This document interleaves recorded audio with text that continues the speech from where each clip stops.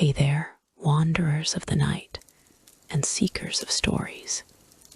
If this glimpse into ancient worlds helps you unwind, don't forget to like, subscribe, and drop a comment below. Let's ease into the vast, whispering steppes together, where the wind carries tales as old as the stars. Imagine, if you will, the endless grasslands of 13th century Mongolia, a canvas of gold and green under an unblemished sky. This is the world of the Mongol herder. Far removed from the grand myths that often shroud their lives, beyond the legends lies a quieter truth, one of simple endurance and the rhythm of the earth. In this introduction to Beyond the Myths of a Mongol Herder, we step lightly into the daily weave of existence, where families moved with the seasons, their lives etched by the sun's gentle rise and the moon's soft glow. Here, in the heart of the Asian steppes, nomads clad in thick felt deal coats tended to their horses, their days a dance of harmony with nature's vast embrace. The herder's world began with the dawn, a subtle light creeping over the horizon like a whispered promise. Picture a family rising from their sturdy jurs, those round, portable homes made of felt and wood shaking off the chill of the night. The air was crisp, carrying the faint scent of dew-kissed grass and the earthy aroma of yak dung fires that crackled softly in the pre-dawn haze. A man, perhaps named Batbayar, after the strong joy of heroes in ancient tales, would don his deal, a long coat of coarse wool felt that wrapped around him like a second skin, its layers protected against the steppe's capricious winds, which sighed through the tall grasses like a lullaby meant for tired souls. Women, too, wore these garments, theirs often embroidered with subtle patterns of blue and red, symbols of the sky and fire that guided their days. Out on the open plains, the herders moved with a quiet grace, their horses sturdy, swift creatures with manes like rippling streams grazing nearby. Tending to them was no frantic task, but a meditative ritual, the herder's hand brushing against warm flanks as he checked for burrs or whispered words in a language as ancient as the land. The horse's hooves thudded softly against the earth, a rhythmic pulse that echoed the herder's heartbeat, syncing with the wind swept grass that bent and swayed in endless waves. This was resilience personified, not in battles or conquests, but in the daily act of survival. The Mongols adapted to the harshness of their environment, their migrations a seamless flow with the changing seasons, seeking fresh pastures as winter's grip loosened into spring's gentle thaw. In the secret history of the Mongols, a text passed down through generations like a cherished heirloom, we find glimpses of this life. Though it often speaks in poetic riddles, it describes how herders lived in clans, their jurs arranged in circles that mirrored the celestial order, fostering a sense of community amid isolation. Archaeological reports from sites like the Ordos region uncover remnants of these migrations, scattered stone tools, and fire pits that speak of temporary camps where families paused to rest before moving on. These artifacts paint a picture of ingenuity. The herders crafted saddles from leather and wood, their designs so efficient that they allowed for long rides without fatigue, the leather creaking faintly under the weight of a rider's form. As the day unfolded, sensory details wove a tapestry of calm. The sun climbed higher, casting a warm glow that turned the steppes into a sea of amber. The air filled with the subtle buzz of insects and the distant bleat of sheep. Herders might sit by a small fire, its flames flickering like distant stars, roasting strips of mutton that filled the air with a savory smoke. Rich and comforting, the meat, cured from animals raised on the open range, offered a taste of the wild earth, slightly gamey yet satisfying, a reminder of the land's bounty. Evenings brought a hush, the sky deepening to indigo as families gathered around the juror's hearth. Stories were shared in low voices, tales of ancestors who roamed these same paths, their words carried on the breeze like feathers drifting from a bird's wing. Yet beneath this serene rhythm lay a profound resilience, born from the need to navigate an unforgiving world. The Mongols were masters of adaptation, their lives a testament to endurance without the clamor of conflict. They read the weather like an open book, predicting storms by the way the wind shifted or the clouds gathered on the horizon, heavy with the promise of rain. In times of drought, they trekked farther, their herds following hidden streams that archaeological digs have only begun to map. These migrations were not mere journeys, but acts of intuition, a deep-seated knowledge passed from parent to child, ensuring survival in a land where resources ebbed and flowed like the seasons themselves. And here lies a mystery that lingers like mist over the morning grass. The unrecorded herder migrations, while the secret history hints at great movements. Vast swaths of these travels remain shrouded in silence, absent from written records, and only whispered in oral traditions. Archaeological evidence, such as the scattered remains of ancient campsites in the Gobi Desert, suggests paths that twisted through forgotten valleys.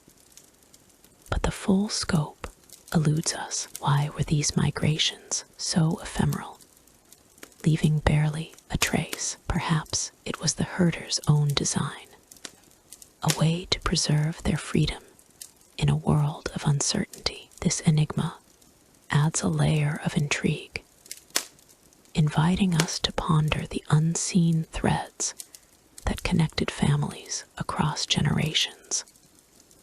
Their steps, as fleeting as the wind that erased their footprints. Through it all, the herder's life was one of quiet strength, a subtle wit shining through in their resourcefulness. They might fashion tools from what the land provided, a bone needle for mending deals, or a wooden yoke for yaks.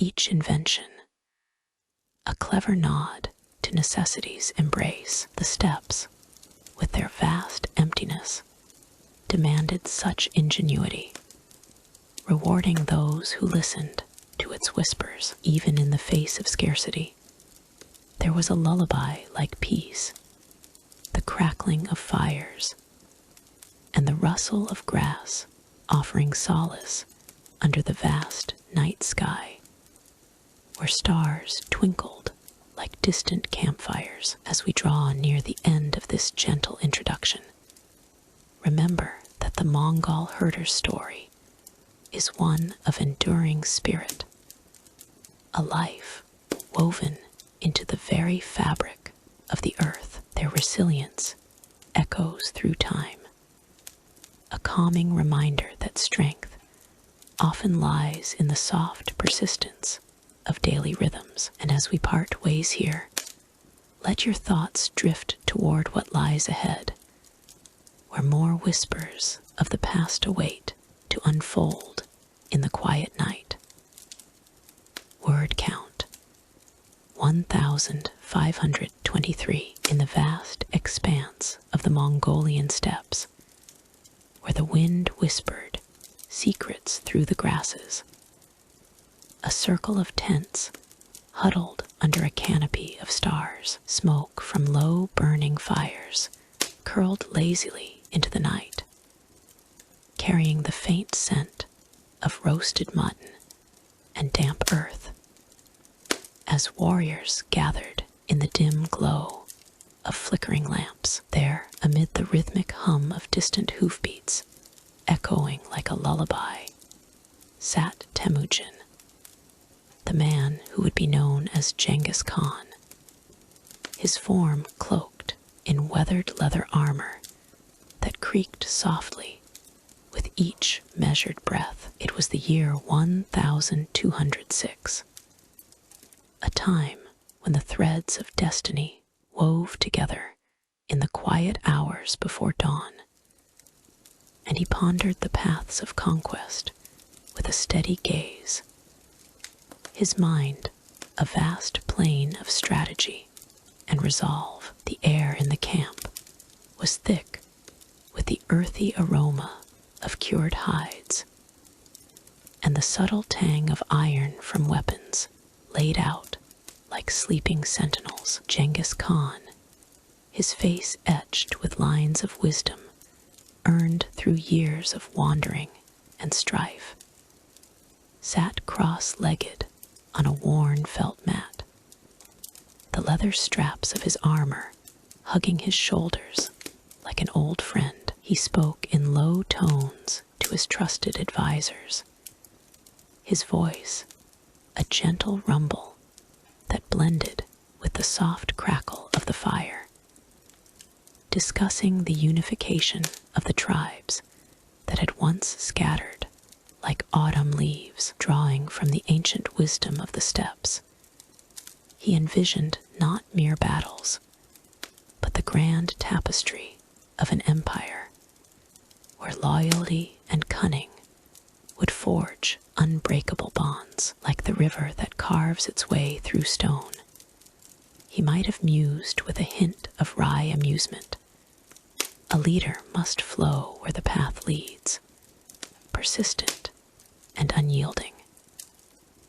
As the seasons turned, from the crisp winds of spring to the golden hush of autumn, Genghis Khan's campaigns unfolded with the precision of a well-tended flock. In 1206, having declared himself Khan of all Mongols at the Kurultai, a gathering that hummed with the murmur of voices and the clink of ceremonial cups, he turned his eyes toward the disunited tribes to the east. The air grew crisp with the promise of change, the scent of pine and wild herbs mingling with the smoke of signal fires that dotted the horizon. He led his warriors not with shouts of fury, but with quiet commands that rippled through the ranks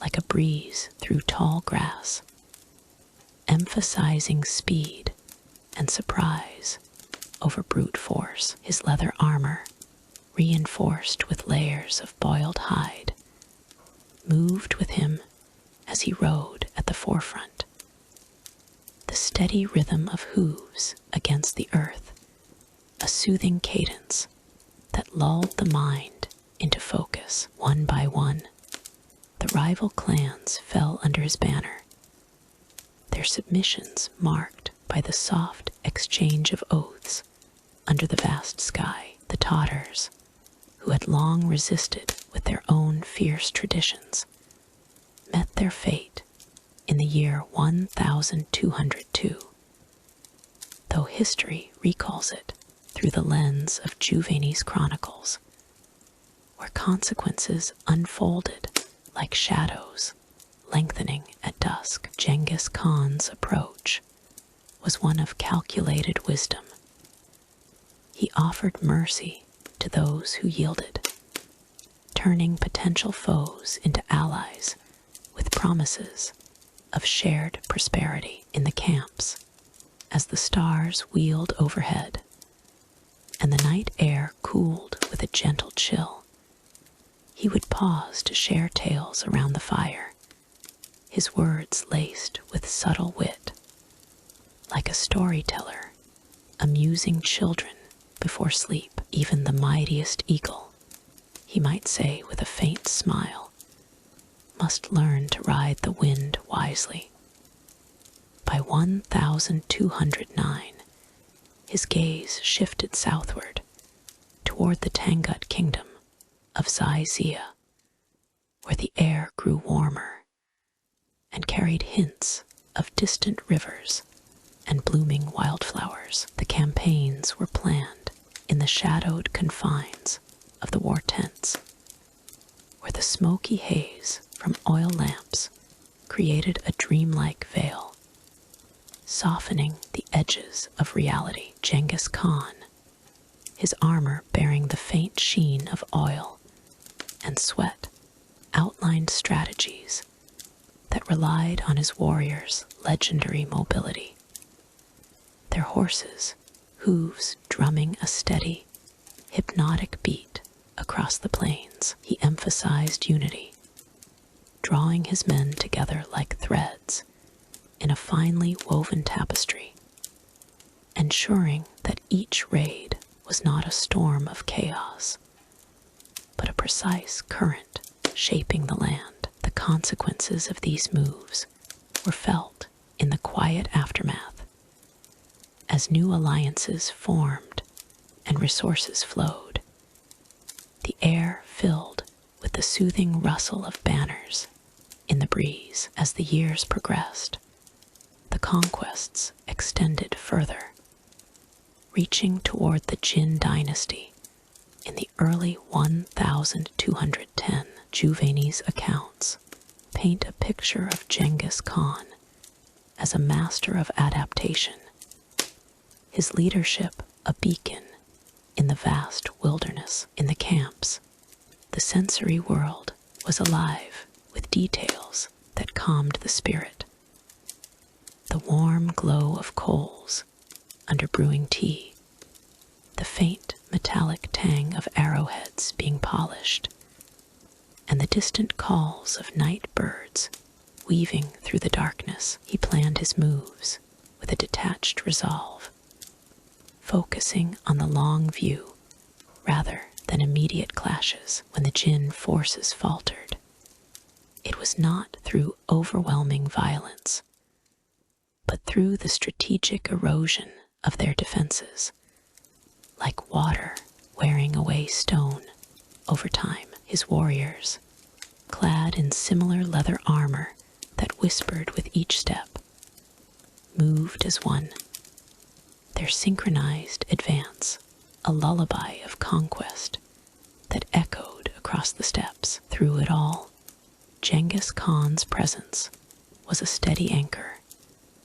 his decisions guided by a vision that blended pragmatism with foresight. In 1215, as the campaign against the Jin reached its zenith, he oversaw the siege of Zhongdu from a distant outpost, where the air was perfumed with the scent of wild thyme, and the soft patter of rain on tent roofs provided a rhythmic backdrop. His leadership shone in moments of uncertainty, where he would gather his advisors and speak of endurance, his voice a gentle wave against the shore. The wind does not break the mountain, he might quip with understated humor.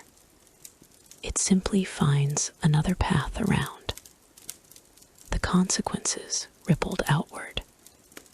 Cities opened their gates, trade routes expanded, and the Mongol influence spread like the first light of dawn across the horizon. Yet, amid these triumphs, there lingered a thread of mystery that wove through the narrative of his life as the conquests continued into the 1220. With forays into the Khwarezmian Empire, Genghis Khan's thoughts often turned to legacy.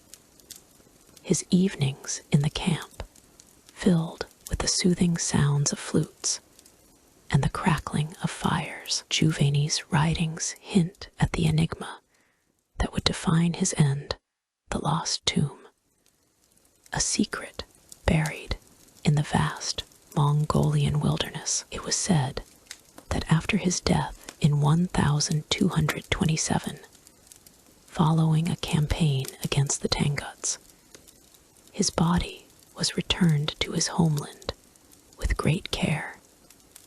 The funeral procession, a silent procession through whispering grasses and under starlit skies, no markers were left, no grand monuments to disturb the peace of the steppes, ensuring that his final resting place remained shrouded in secrecy. This mystery, like a faint echo in the wind, added a layer of intrigue to his story, a puzzle that even now invites quiet reflection, as if the earth itself had conspired to guard his peace. In the camps, as the nights grew longer and the air carried the crisp bite of approaching winter, Genghis Khan's legacy took shape not in blood, but in the bonds he forged. His leadership, marked by strategic brilliance and a calm demeanor, transformed a fragmented land into a unified force. The sensory tapestry of his world, a blend of smoky aromas, rhythmic sounds, and soft textures, serving as a reminder of the enduring human spirit. As the fires dimmed and the stars faded into the first light of day, one could almost hear the subtle whisper of history turning the page, ready for what lay beyond. In the vast expanse of the Mongolian steppes, where the earth stretches endlessly under a canopy of stars, the winds whisper secrets of ages long past. It is here, in the 13th century, amid rolling grasslands that sway like gentle waves, that the mystery of Genghis Khan's lost tomb begins to unfold. The air carries the faint, earthy scent of wild thyme and dried horsehair, while distant wolves howl softly, their calls echoing like faint lullabies across the night. This is a tale not of conquest or chaos, but of quiet guardianship and the elusive shadows of history, drawn from the ancient pages of the secret history of the Mongols. Imagine, if you will, a group of warriors clad in thick deal coats, those heavy woolen garments lined with fur to ward off the steppe's chill. They stand as silent sentinels on the windswept plains, their figures barely distinguishable from the rugged terrain. The deals, dyed in earthy tones of brown and gray, blend seamlessly with the surrounding grasses, making the men appear as part of the landscape itself. These guardians, chosen for their unyielding loyalty, patrol the secret burial sites with a calm resolve, their breaths steady in the cool evening air. The wind brushes against their faces, carrying the subtle tang of distant rivers and the promise of rain, as if nature itself conspires to veil the truth. The secret history of the Mongols, that revered chronicle passed down through generations, speaks in hushed tones of the great Khan's final rest. It does not reveal the exact location, for such knowledge was guarded with the utmost secrecy, a deliberate act to protect the spirit of the conqueror from desecration. According to the text, when Genghis Khan drew his last breath in 1227, his followers ensured that his burial would be as enigmatic as his life. They chose a site far from the clamor of cities, on these very steppes where the sky meets the horizon in an unbroken line. The grasses rustle softly underfoot, their blades whispering against leather boots, while the faint glow of a campfire flickers in the distance, casting long, dancing shadows that mimic the uncertainty of the tale. Legends abound, woven into the fabric of Mongolian folklore, each one adding layers to the mystery. One story, echoed in the secret history, tells of how the burial party diverted a river to erase all traces of the grave, allowing the waters to flow over the earth and wash away any footprints. Picture the scene under a moonlit sky where the stars twinkle like scattered jewels. Workers labor through the night, their movements methodical and hushed. The river's gentle gurgle mixes with the wind's sigh, creating a symphony of concealment. These men, sworn to silence, returned to their camps with the dawn, their deal coats dusted with the fine silt of the riverbanks, carrying the weight of their secret like a hidden burden. Yet, not all guardians were human. The steppes themselves, with their whispering winds and elusive mists, became part of the defense. In the quiet hours before sunrise, when the air grows crisp and the first light paints the horizon in soft pastels, one might hear the faint rustle of unseen forces. The secret history hints at spiritual protectors, spirits of the ancestors who roam the plains, ensuring that no intruder disturbs the Khan's eternal slumber. These ethereal watchers, described in the text as manifestations of the eternal blue sky, Tengri, manifest in the subtlest, weighs a sudden chill in the air. The distant cry of an eagle soaring overhead, or the way the grasses bend as if guided by an invisible hand. It's a calming notion that the land itself guards its secrets, with the wind's caress offering a gentle reminder of the impermanence of all things. As the days turn to nights on the steppes, the warriors maintain their vigil, their deals wrapped tightly against the cooling breeze. They speak little, for words might shatter the fragile peace, but when they do, it's with a subtle wit that lightens the gravity of their duty. The wind knows more than we.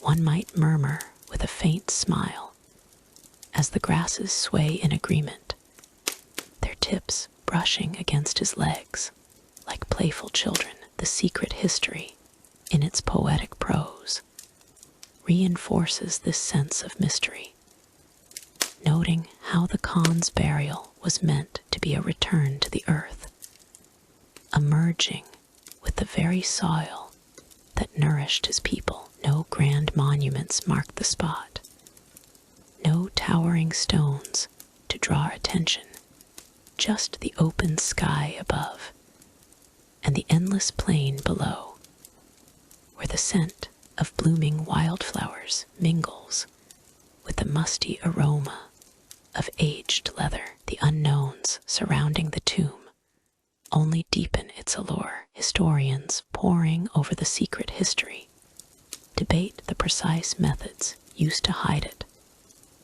speculating on whether herds of horses were driven over the site to erase any signs, their hooves pounding the earth in a rhythmic dance that echoes through time. Imagine the scene.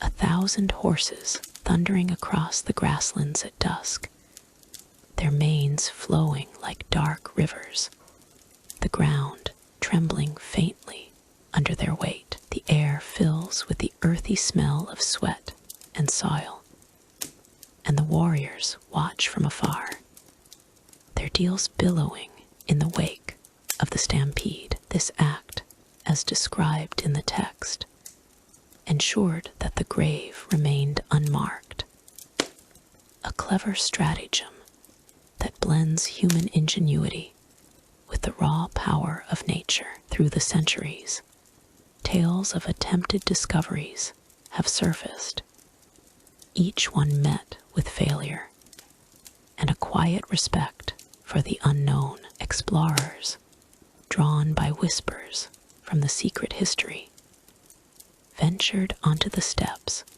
only to be thwarted by the land's vastness. The wind, ever the faithful ally, would whip up sudden gusts, carrying fine dust that obscured their paths, while distant wolves howled as if to warn them away. It's a detached observation, really, how these seekers faced not violence, but the subtle consequences of their intrusion, the loss of direction in the featureless terrain, the eerie silence that follows a misguided step. No graphic tales of peril here, just the gentle pull of the environment reclaiming its secrets, like a parent guiding a child back to safety. In this lullaby of mystery, the steppes reveal their beauty through sensory whispers, the soft crunch of frost underfoot in the early morning, the warm embrace of the sun as it rises, casting a golden hue over the warriors' coats. These details paint a picture of serene guardianship. The secret history adds to this tapestry, recounting how Genghis Khan himself wished for his legacy to be one of unity with the land, not of opulent tombs that might tempt fortune seekers. His burial, then, became a legend of humility, a final act of wisdom that left the world pondering. As the night deepens, with the stars twinkling like forgotten dreams, and the wind carrying the faint, soothing scent of pine from distant mountains, the mystery endures. The warriors in their deals stand as eternal symbols, their watch a calming rhythm in the heartbeat of the steppes. From the secret history, we learn that true power lies not in what is seen, but in what remains hidden, a subtle wit in the face of eternity. And as this tale fades into the quiet night, one can't help but wonder what other secrets the winds might reveal, drawing us gently toward the next whisper of history. Word count 1,500 in the heart of the vast Mongolian steppes, where the wind whispered secrets through the grasses. A golden yurt stood as a shimmering oasis of warmth and wonder. Its felt walls, thick and inviting, glowed with the soft light of oil lamps, casting gentle shadows that danced like fireflies in the dusk. Here, in this 13th century haven, a Khan reclined upon cushions of finest silk, his deal a robe of embroidered azure and crimson, draped elegantly over his frame, as if he were a living tapestry woven by the gods themselves. The air carried the subtle scent of incense, its woody swirls mingling with the earthy aroma of fresh felt, creating a cocoon of tranquility that seemed to hush the world outside. Life within these walls unfolded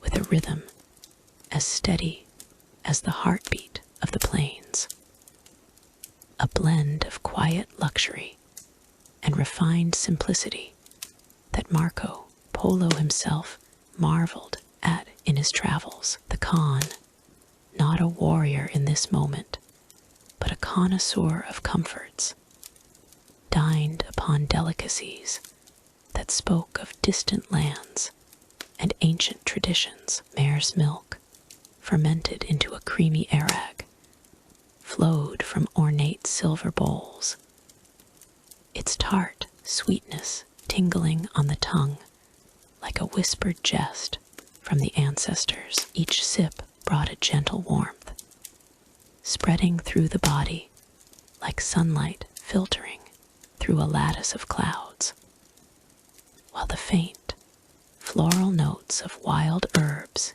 infused the drink, evoked memories of spring blooms swaying in the breeze. The yurt itself was a masterpiece of opulence, its dome-shaped structure lined with layers of felt that trapped the heat of a low burning fire, cradling occupants in a soft embrace. The flames flickered lazily in a central hearth, their golden light reflecting off treasures scattered about jeweled saddles resting against the walls, ivory combs glinting on low tables, and bolts of silk that rustled like autumn leaves with every stir of air. The Khan's attendants moved with graceful precision, their deals whispering against the floor as they arranged platters of roasted meats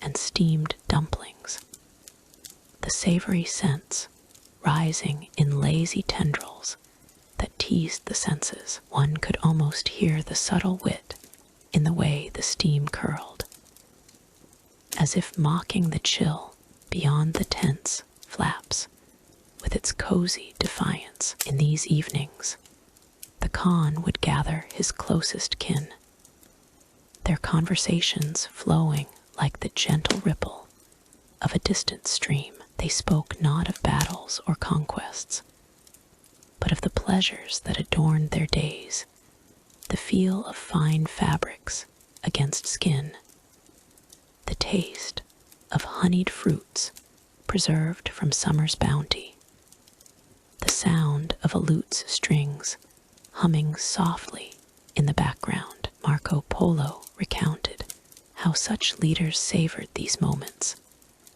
their silk deals adorned with pearls and gemstones that caught the light in playful flashes, turning the yurt into a realm of understated splendor. The air, heavy with the incense of sandalwood and juniper, wrapped around them like a benevolent spirit, its fragrance a soothing balm that eased the mind into repose. Yet amid this serene abundance, there lingered a quiet mystery, one that Marco Polo hinted at in his writings, the enigma of lost yurt treasures, vanishing relics that whispered of forgotten grandeur. It was said that within these felt sanctuaries, Khans kept chests of gold coins and exquisite artifacts,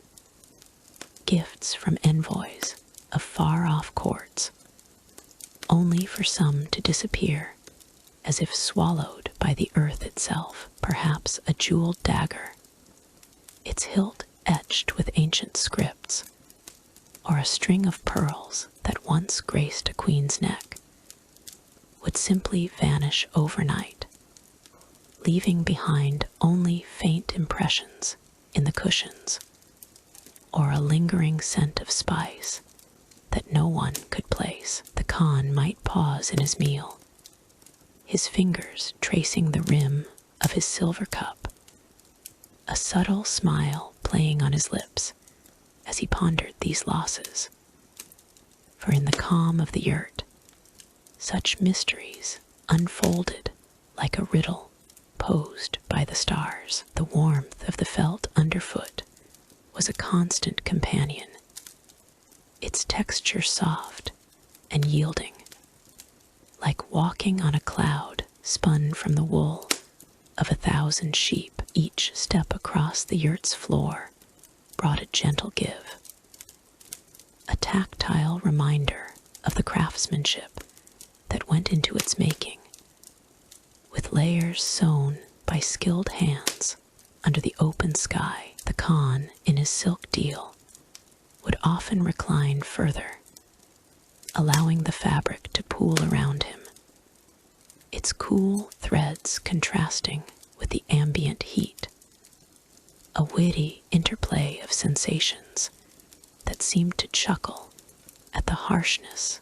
of the outer world. Meals continued with unhurried grace, the mare's milk accompanied by clusters of dried berries, their burst of tartness on the palate a delightful surprise, as if nature itself had conspired to add a touch of whimsy to the feast. As night deepened, the yurt transformed into a haven of dreams, the incense now a faint haze that swirled lazily, carrying whispers of stories from Marco Polo's accounts. He described how Khans entertained with music, the soft twang of a dombra echoing through the space, its melodies weaving tales of prosperity and peace. The sound was like a lullaby, wrapping listeners in its folds, encouraging thoughts to drift like smoke toward the heavens. In this setting, the opulence was not boastful, but intimate, a collection of details that painted a picture of contentment, the gleam of polished wood in the lamplight, the subtle clink of cups as they were raised in silent toasts, the warm breath of the fire that kissed the air with its golden glow. One could imagine the Khan's day beginning with the first light, the felt walls filtering the dawn's rays into a soft amber hue, awakening the senses with the promise of another cycle of refined living. Attendants would prepare the morning repast, perhaps a bowl of fresh curds, their creamy texture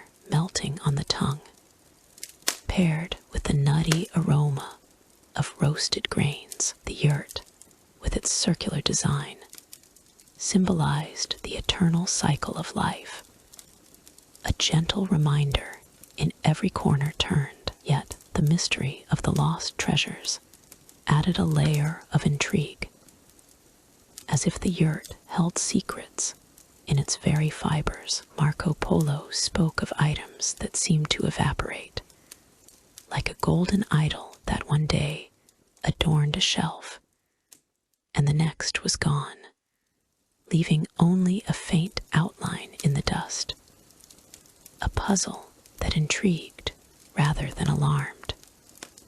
For in this world of abundance, loss was but a fleeting shadow. The evenings often ended with the Khan reflecting alone, the incense fading to a mere whisper, the warmth of the felt enveloping him like an old friend. He might run his fingers over a remaining artifact, its surface cool and smooth, pondering the tales it could tell of journeys across deserts and mountains. These moments carried a subtle wit, as if the treasures themselves were playing hide and seek, vanishing to reappear in legends whispered around future fires. Life in the golden yurt was a tapestry of such sensory delights, where every detail the taste of arag on the lips,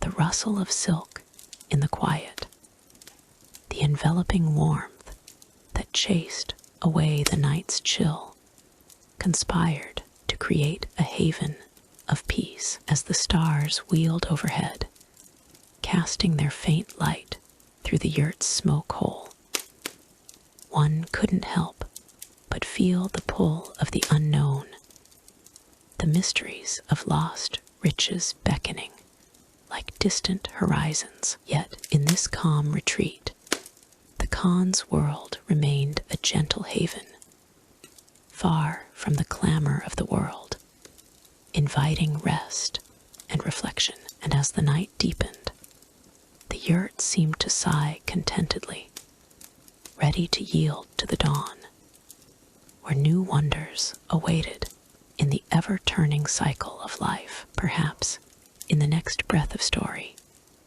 we might glimpse what lies beyond these golden walls, where the steppes hold their own quiet tales. In the vast expanse of the 13th century Mongolian steppes, where the earth stretched like an endless sea of golden grass, the rhythm of life unfolded with the quiet persistence of the wind. Nomads, clad in heavy wool deals that whispered against their skin with each step, rose before the sun painted the horizon in soft hues of pink and amber. These were not warriors thundering across battlefields, but guardians of flocks, their days woven into the fabric of the land itself. With a gentle tug on reins or a soft call that echoed like a distant lullaby,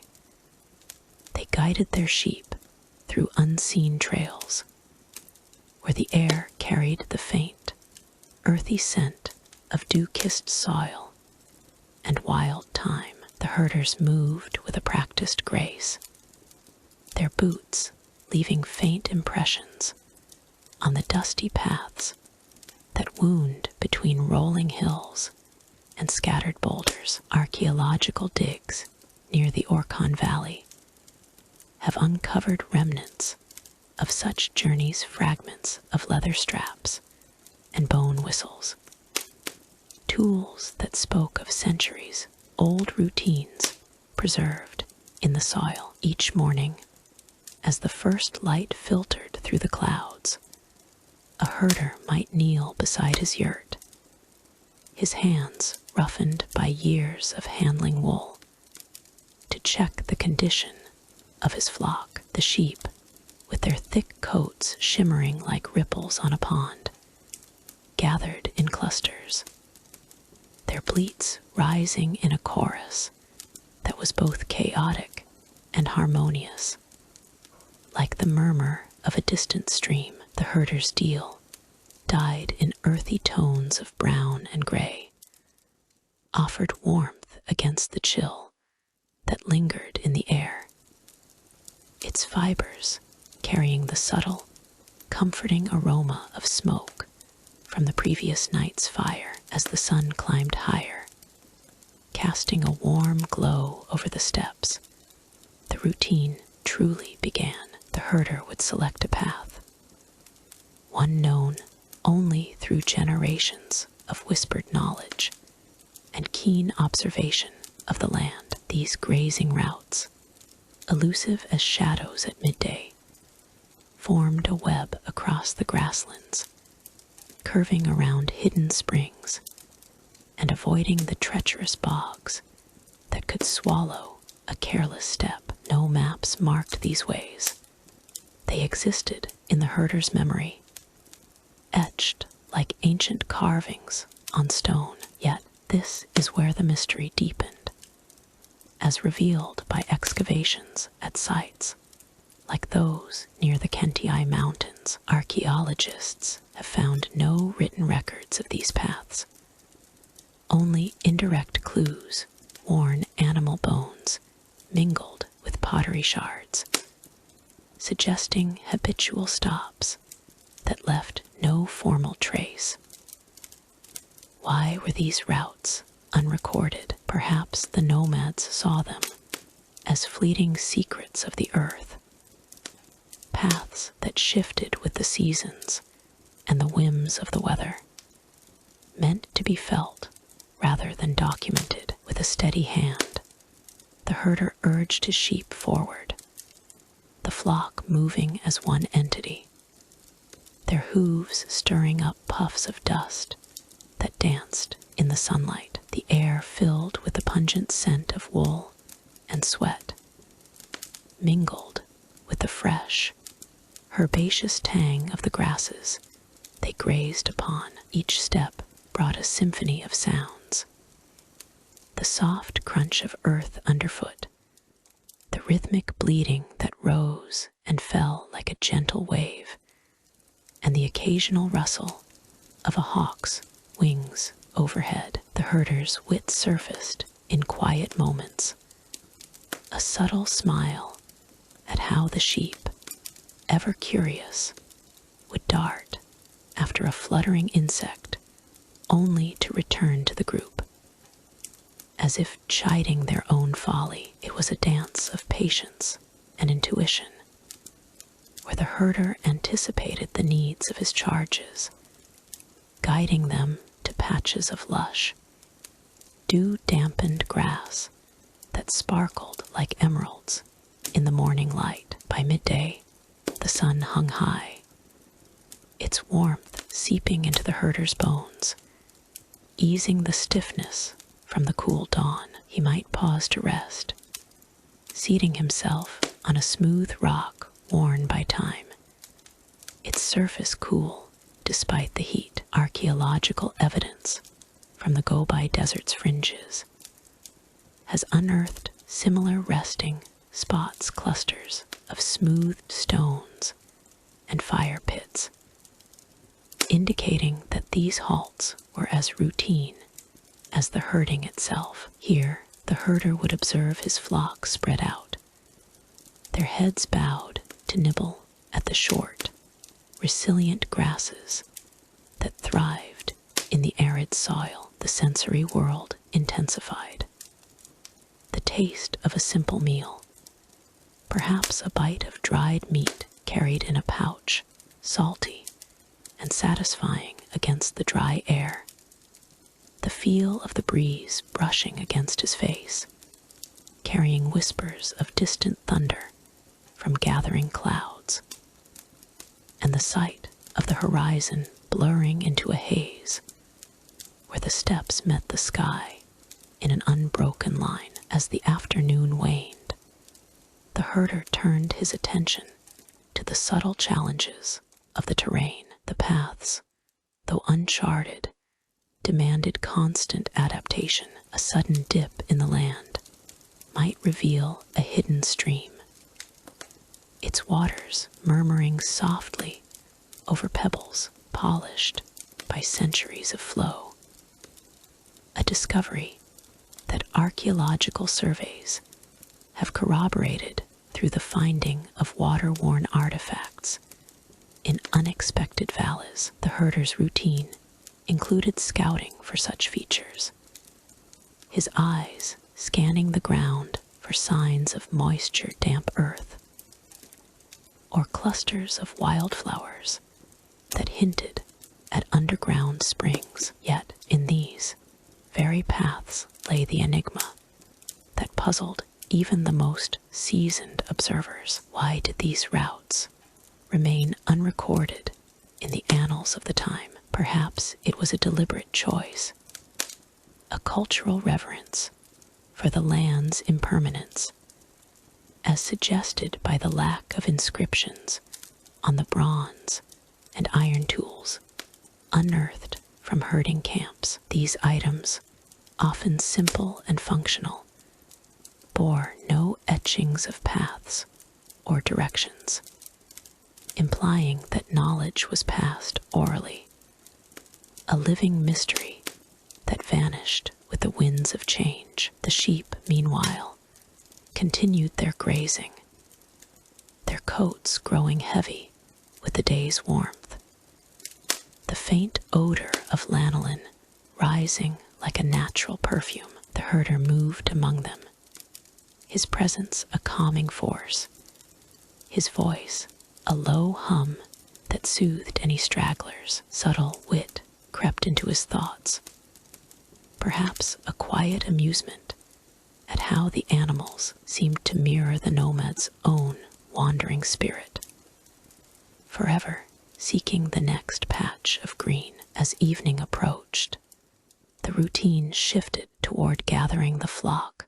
for the return. The herder used a long staff, its wood smoothed by years of use, much like those found in burial sites along the Anan River, to gently prod the sheep back toward the encampment. The air cooled, carrying the crisp scent of approaching night, and the bleats grew softer, more contented, as if the herd sensed the day's end. In these twilight hours, the mystery of the unrecorded paths lingered like a half-forgotten dream. Excavations have revealed that while grand structures like palaces were meticulously documented in chronicles, the everyday arteries of the steppes were omitted, perhaps because they were seen as too ephemeral, too intertwined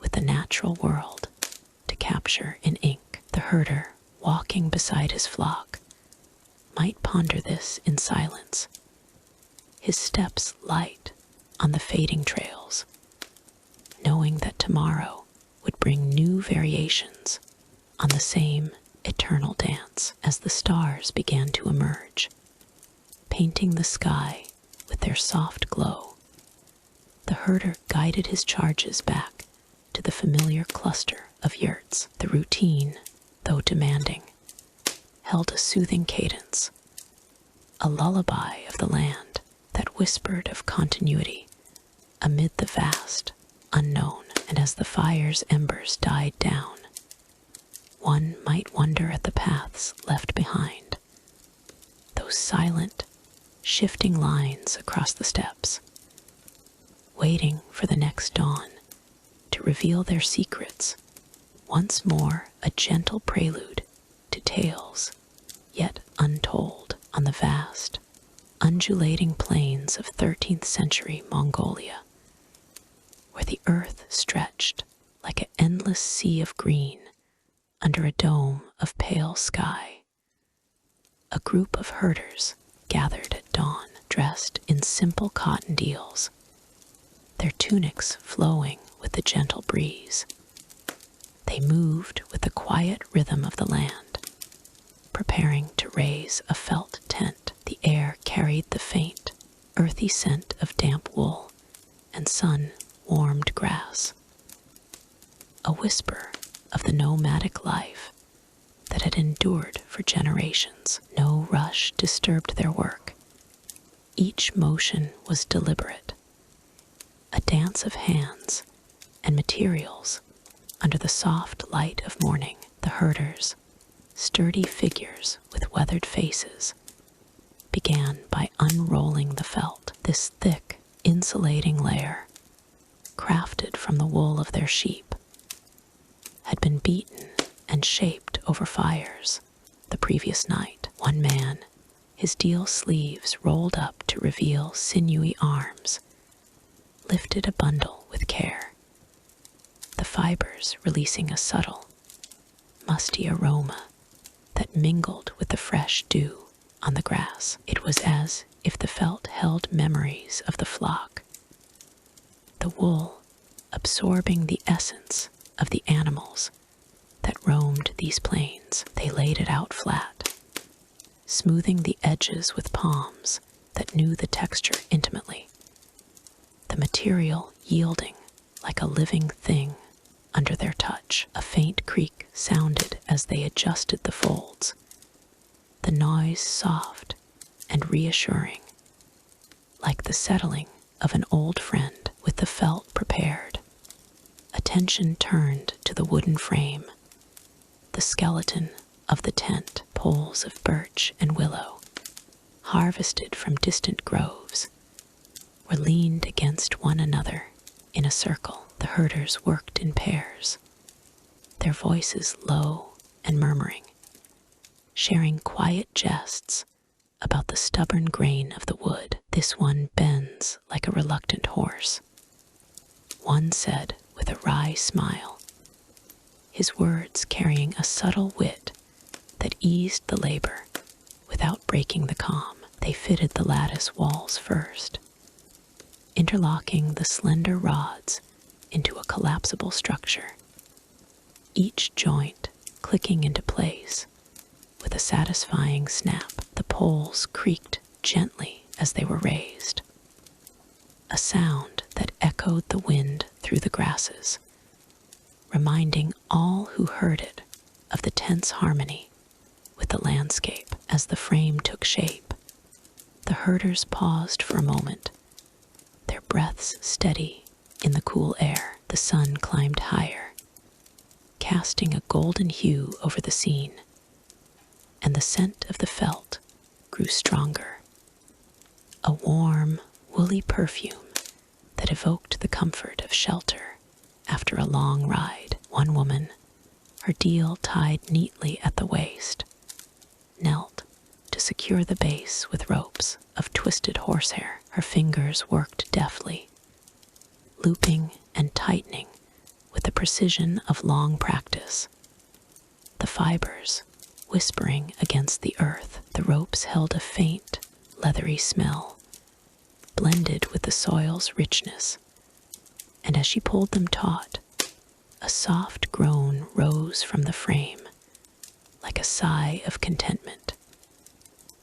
Now came the covering, the heart of the tent's magic. The herders draped the felt over the frame, layer by layer, each piece overlapping like the scales of a dragon from ancient tales. The material was heavy yet pliable, warmed by the morning light, and as it settled, it released a deeper fragrance, earthy and slightly sweet, reminiscent of the sheep's grazing grounds. One man smoothed the surface with a wooden tool, his movements rhythmic and hypnotic, the tool's edge whispering against the felt in a lullaby of scrapes and sighs. The air around them filled with these sounds, a symphony of construction that blended with the distant call of birds and the rustle of wind swept grass, creating a cocoon of tranquility. In the midst of this work, whispers of a mystery lingered among the herders, a subtle undercurrent to their task. They spoke in hushed tones of lost designs, patterns from centuries past that had vanished like mist at midday. It was said that in the time of the earliest riders, tents were built with secrets woven into the felt intricate knots and hidden reinforcements that made them withstand the fiercest storms. These designs, drawn from ethnographic accounts passed down through oral traditions, had faded from memory, perhaps carried away by the winds or buried with forgotten elders. One herder, his eyes distant, murmured that his grandfather once described a tent that could shift its shape with the seasons, its poles aligned to the stars in ways no longer understood. Such mysteries added a layer of wonder to their labor, a gentle reminder that each tent they raised was but a shadow of what once was, yet still a marvel in its simplicity. The assembly continued with the roof, where the central pole was lifted into place. This was the tent's crown, a sturdy beam that the herders hoisted together, their deals swaying like waves. A low creak emanated from the wood as it locked into position, the sound deep and resonant, like the earth's own heartbeat. They secured it with additional ropes, the fibers stretching taut with a soft, satisfying twang, and the structure stood complete, a dome of felt rising against the sky. The herders stepped back, their faces calm, appreciating the form before them. The tent's exterior, now bathed in sunlight, took on a muted glow, its surface textured and inviting, promising warmth against the chill of night. To finish, they added the door flap, a piece of felt reinforced with leather, hung on simple hinges of wood and sinew. The herders adorned it with minimal decorations, perhaps a few stitched patterns of abstract lines, echoes of the lost designs they pondered. One such pattern, described in old ethnographic studies from travelers like William of Rubruck, hinted at symbolic motifs that warded off harsh winds, though the exact meanings had blurred over time. As they worked, the air grew fragrant with the scent of the leather, a rich, tangy note that complemented the wool's earthiness, and the gentle rustle of the grass beneath their feet provided a soothing backdrop. Throughout the process, the herders maintained a detached poise, their movements fluid and unhurried, as if the tent built itself through their guidance alone. There was no haste, no clamor. Even the occasional snag in the felt was met with a quiet chuckle and a patient adjustment. See how it resists, like a foal learning to stand, one said, her words laced with that subtle wit, turning potential frustration into a moment of shared amusement. The scene unfolded under a sky that shifted from soft blue to hints of orange, the sensory details weaving a tapestry of peace. The cool touch of the breeze on skin, the warm press of sunlight, the earthy smells that grounded them to the plains. As the tent stood ready, its curves blending seamlessly with the horizon, the herders gathered their tools, their deals fluttering lightly. The mystery of the lost designs lingered in the air, a faint enigma that made each construction a bridge to the past.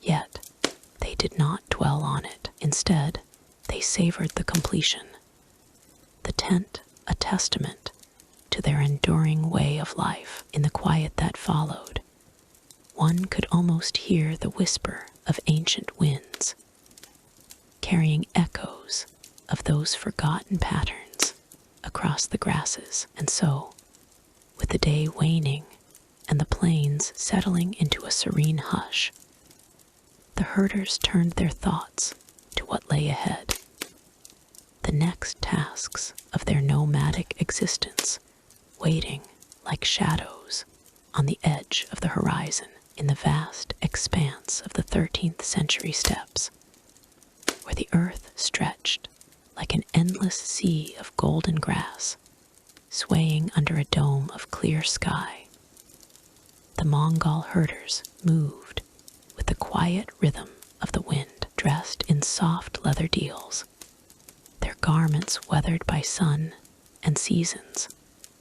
These nomads tended to their most cherished companions, the horses, foals, with their spindly legs and curious eyes, dotted the open fields, their coats shimmering in the gentle light of dawn. The air carried the faint, earthy scent of wildflowers and fresh dung, while a grassy breeze whispered through the grasses, carrying the distant neighs of mares calling to their young. Here, amid this serene landscape, the art of horse breeding unfolded like a quiet melody, passed down through generations in whispers of tradition. The herders, their faces etched with the lines of countless sunrises, selected their breeding stock with an eye honed by years of observation.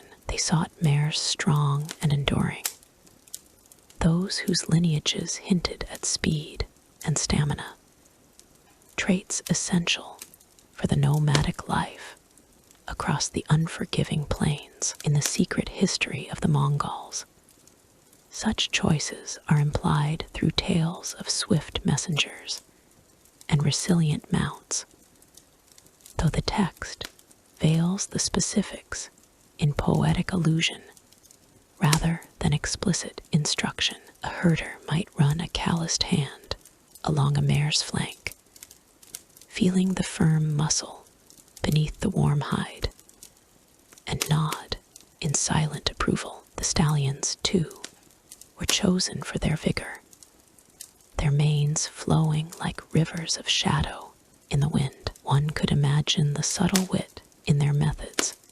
A herder might chuckle softly to himself as he noted a stallion's playful buck, thinking, "This one carries the spirit of the steppes in his stride."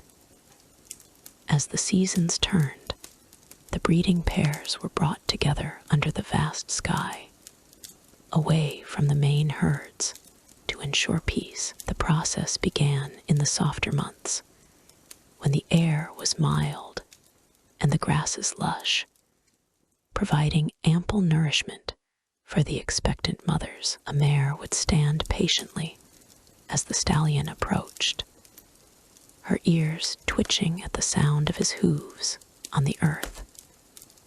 A low whinny echoing across the field like a secret shared between old friends. The herders watched from a distance, their deals fluttering lightly in the breeze, the scent of leather and sweat mingling with the sweet aroma of blooming thistles. They intervened only when necessary, guiding with a gentle touch or a soft word, their presence as unobtrusive as the clouds drifting overhead. In these moments, the steppes felt alive with possibility, the air humming with the promise of new life. Pregnancy brought a period of careful tending, where the herder's knowledge shone through in subtle ways, drawing from the secret history, which speaks of the Mongols' deep bond with their horses.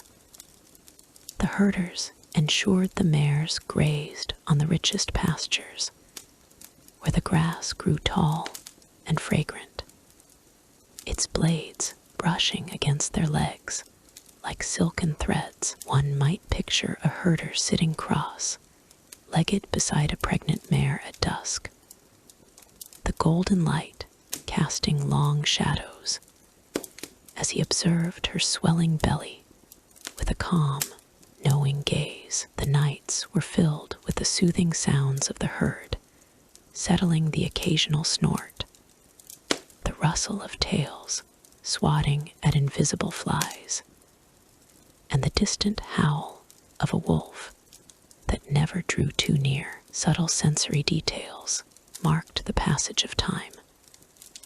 The warmth of the mare's breath on a herder's hand, the cool dew that settled on the grass at dawn, and the earthy taste of the air after a light rain, which the herders believed invigorated the unborn foals. As the days lengthened, the mystery of the unrecorded breeds added an enigmatic layer to this ancient practice, while the secret history celebrates the horse's role in Mongol society.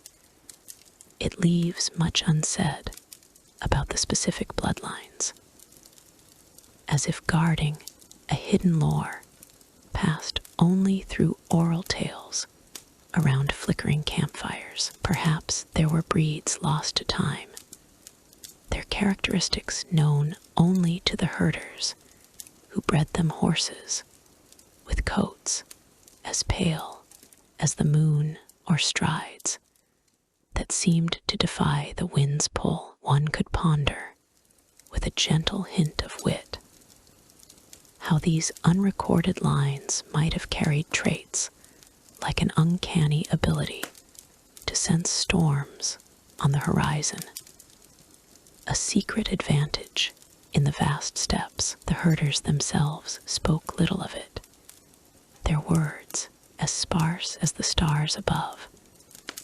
But in the way they selected pairs, one sensed an unspoken reverence for these mysteries. A foal born with an unusual marking might spark a quiet murmur among the group, a subtle nod to the unknown forces at play, like the breeze that carried whispers of forgotten ancestors. When the time came for birth, the herders prepared with the same unhurried grace that defined their lives. They chose sheltered spots in the fields where the grass formed natural hollows, protected from the stronger winds that could chill a newborn. The air grew thick with anticipation, carrying the metallic scent of impending life, as a mare would lie down under the starlit sky, her labored breaths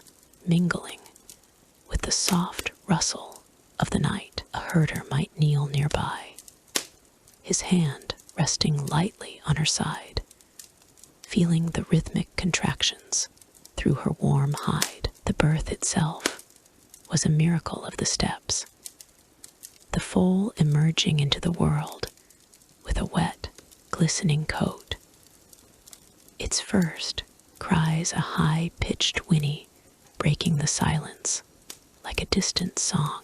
The herders tended to the newborn with gentle efficiency, clearing the membranes with careful strokes and ensuring the foal nursed quickly, its tiny mouth seeking the mare's warmth. In those early days, the tending of foals became a dance of nurturing and observation. The herders, in their leather deals softened by years of wear, moved among the young ones with a lightness that belied their strength. They watched as foals wobbled on unsteady legs, their hooves crunching softly on the dew-kissed grass, and offered handfuls of tender shoots to encourage feeding. The sensory world was rich here.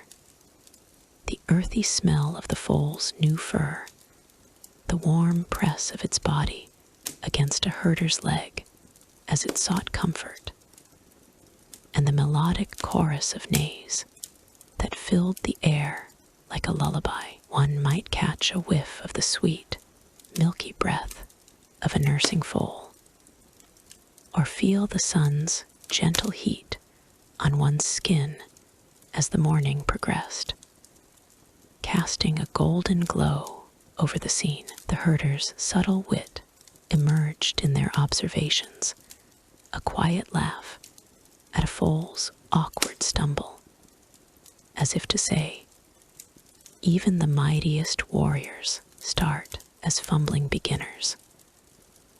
Through it all, the mystery of unrecorded breeds lingered like a shadow in the grass, while the secret history hints at the horse's legendary endurance. It omits the finer details of breeding innovations, perhaps intentionally, to preserve the nomad's edge in a world of rivals. One could imagine herders exchanging knowing glances around the campfire. Their stories, weaving tales of horses that seemed to embody the spirit of the winds themselves.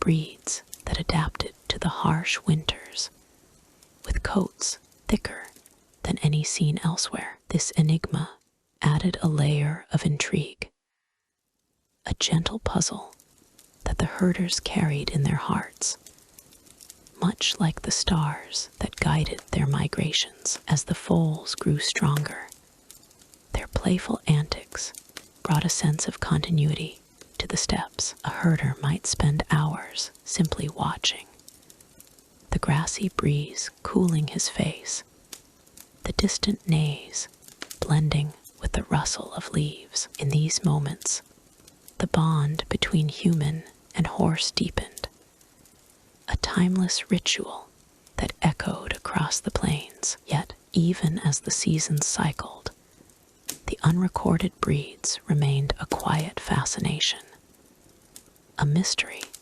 that fueled the herders' ingenuity and wit. And so, as the sun dipped low on the horizon, casting a soft purple hue over the fields, the herders turned their thoughts to the morrow, where new tales of the steppes would unfold, leading seamlessly to the next whisper of history. In the vast expanse of the Mongolian steppes, where the wind whispered secrets through the golden grasses, the women of the Mongol tribes moved with a quiet rhythm that echoed the earth's steady pulse. It was the 13th century, a time when the world bent to the will of great khans. Yet here, in the simple camps nestled among rolling hills, life unfolded in cycles as ancient as the stars. Dressed in felt deals, those sturdy garments woven from the wool of their flocks, the women tended to their duties with a grace that seemed to tame the wildness around them. The deals draped softly over their forms, their earthy hues blending with the landscape, as if they were extensions of the land itself. One such woman, whose name time has not preserved, knelt beside a cluster of goats in the early dawn light. Her hands, calloused yet gentle, encircled the udder of a speckled nanny goat, coaxing forth streams of warm milk that splashed softly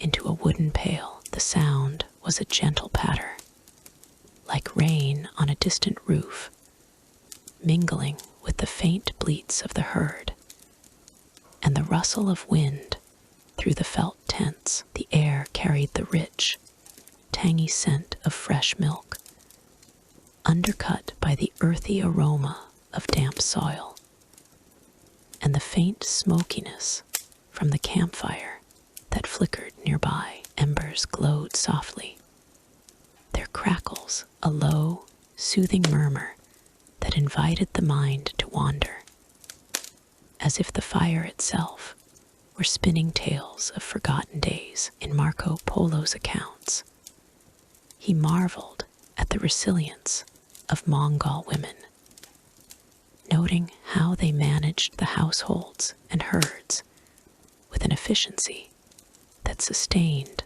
the nomadic way of life. He observed that while men roamed for conquest, women held the camps together, their roles as vital as the roots anchoring the grasslands. Yet even in his writings, there lingered an undercurrent of mystery, for Polo could only glimpse the surface of their world. As this woman milked the goats, her movements deliberate and unhurried, one might imagine the subtle wit in her eyes, a quiet amusement at the vastness of their existence, where every drop of milk represented not just sustenance, but a thread in the tapestry of survival. The camp was a modest affair, a circle of yurts with felt coverings that fluttered gently in the breeze,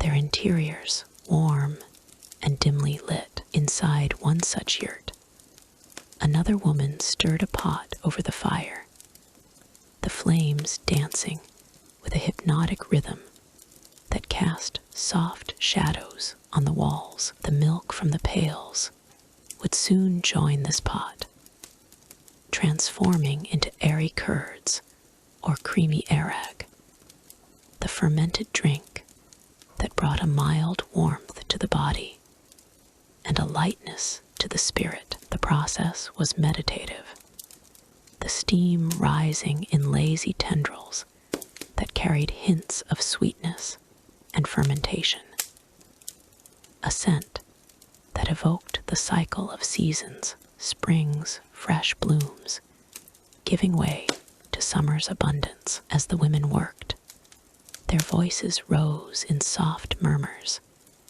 sharing fragments of stories that wove through the air like the smoke from their fires. There was a calming cadence to their exchanges, a lullaby-like flow that soothed the soul amid the day's labors. One might speak of a particularly stubborn goat, her words laced with a subtle wit, as if to say, even the fiercest warrior bows to the milker's hand.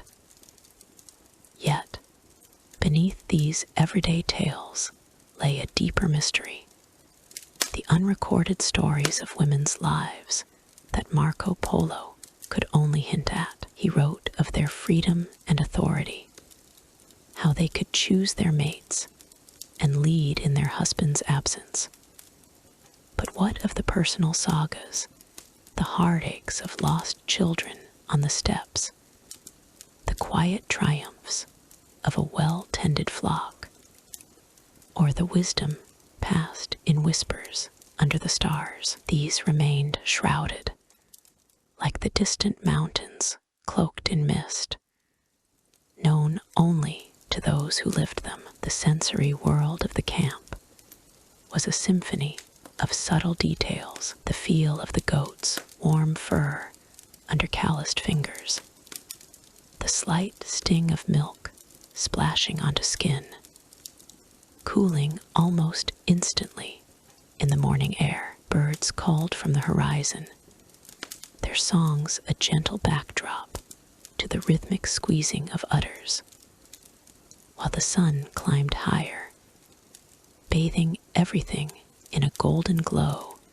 that softened the edges of hardship. In Polo's descriptions, he noted the women's deals as practical yet elegant, often adorned with simple embroidery that spoke of their craftsmanship. Each stitch, invisible to outsiders, might have told a story, a pattern for a safe journey, or a symbol for enduring love, adding layers to the mystery of their unspoken heritage. As midday approached, the women paused to share a simple meal, flatbreads baked on stones near the fire, their edges crisping with a satisfying snap, releasing the aroma of toasted grains and herbs gathered from the plains. The milk, now set aside in skin bags, fermented slowly, its bubbles a quiet promise of nourishment. In these moments, there was a peace that Marco Polo captured in his travels, describing how Mongol women seemed to embody the harmony of their environment, moving through tasks with an innate wisdom that required no fanfare. Yet even he admitted the limits of his understanding, for the true depth of their experiences eluded his pen. What tales did they tell in the dead of night, when the campfires dimmed and the stars blanketed the sky? Stories of ancestors who roamed these lands long before the great Khans, perhaps, or of women who led their people Through unseen trials, one could envision a particular evening as the sun dipped below the horizon, painting the sky in hues of soft lavender and rose. The women gathered around the fire, their deals wrapped tightly against the cooling air, the flames casting a warm flicker on their faces. The milk had been processed, stored for the journeys ahead, and now they rested, their hands finally still. In Polo's accounts, he spoke of the Mongols' mobility, how camps like these could be dismantled and moved in a day, with women orchestrating the effort. But in this quiet hour, as the fire crackled and the goats settled for the night, the mystery deepened. Were their songs sung in ancient tongues, melodies that carried the weight of unrecorded histories. A subtle wit might surface in a shared glance, a knowing smile that hinted at secrets never meant for foreign ears. The landscape itself seemed to conspire in this calm narrative, the grasses swaying like a gentle breath, the distant rumble of a herd, a soothing counterpoint to the day's end. Sensory details abounded: the earthy taste of a herb-infused drink, the cool touch of evening dew on the ground, the soft thud of a pail being set down. Marco Polo, in his observations, praised the women's resourcefulness, noting how they turned the products of their herds into everything from clothing to currency. Yet he left gaps, spaces where the personal mysteries lingered, like shadows in the firelight. As the night deepened, the women retired to their yurts, the air filled with the faint scent of smoke and milk. In the darkness, one might ponder the uncharted stories, the laughter over a child's first milking attempt, the silent grief for a lost companion on the endless plains. These were the tales that time forgot, preserved only in the hearts of those who lived them, a mystery as enduring as the steppes themselves. And so, as the camp slumbered under a canopy of stars, the rhythm of life continued, a calming thread in the grand tapestry of Mongol history. Yet, even as this scene fades, one cannot help but feel the pull toward other aspects of that world, where the stories of the steppes intertwine with the broader saga of the Mongols, leading gently into tales yet to unfold in the vast expanse of the 13th century Mongolian steppes, where the wind whispered secrets across endless grasslands. The night unfolded like a gentle veil drawn over the world under a canopy of stars that shimmered like distant campfires. A circle of figures gathered, their forms cloaked in the soft, worn fur of wolves and foxes. These were the shamans, keepers of ancient ways, their voices rising in rhythmic chants that blended with the crackle of a central bonfire. The air carried a faint, earthy scent of smoldering herbs and dried grasses, wrapping around the assembly like a warm, invisible shawl. The flames danced with a lazy grace, casting flickering shadows that played across the shamans' weathered faces, each line etched by years under the open sky. At the heart of this gathering stood an elder shaman, his cloak adorned with feathers that rustled softly in the breeze. As if echoing the calls of unseen birds, he held a drum, its taut skin stretched from the hide of a long-forgotten beast. And with each measured strike, the sound reverberated through the night. The drum's echoes rolled across the steppes like distant thunder, a soothing pulse that seemed to harmonize with the earth's own heartbeat. Around him, the other shamans swayed gently, their chants weaving a tapestry of words long passed down through whispers and dreams. These invocations spoke of spirits dwelling in the winds and waters, entities that glided invisibly through the world, offering guidance or omens to those who knew how to listen. The rituals began as the sun dipped below the horizon, a time when the boundary between realms grew thin, allowing the shamans to bridge the gap with their songs. One by one, they stepped closer to the fire, their fur cloaks brushing against the dry earth, releasing a subtle fragrance of aged leather and wild herbs. The smoke rose in lazy spirals, carrying the essence of juniper and sage, filling the air with a haze that softened the edges of reality. In this atmosphere, the shamans' voices rose and fell like the gentle undulations of the grasslands, a lullaby that invited the spirits to draw near. "Oh, wandering ones," they murmured, their words flowing like a stream over smooth stones. "Hear our call and share your wisdom."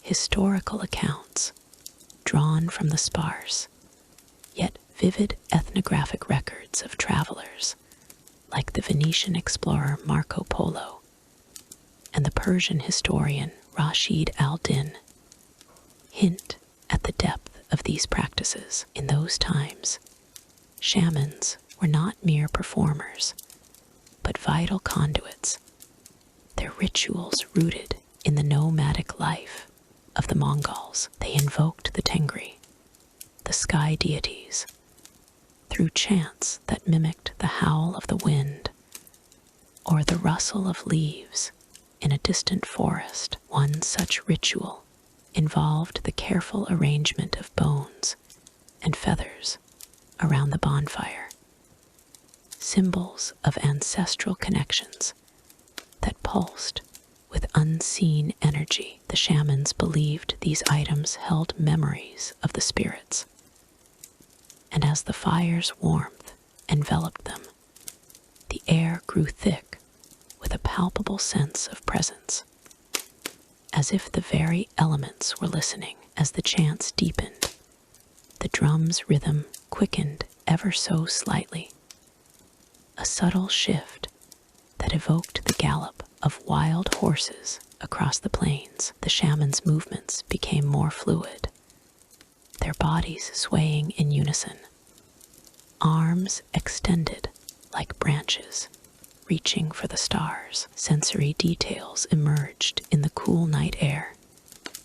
The faint crackle of the fire, the metallic tang of smoke on the tongue, the soft thud of bare feet against the ground. One could almost feel the spirit's breath, a gentle chill that brushed against the skin, carrying whispers of forgotten lore. In these moments, the shamans sought visions, their eyes half closed as they peered into the flames, where shapes formed and dissolved like clouds in a summer sky. Yet, amid this serene communion, there lingered the mystery of the unwritten rituals, those sacred practices never committed to parchment or stone. Unlike the grand epics of the secret history of the Mongols, which chronicled the deeds of Genghis Khan and his warriors,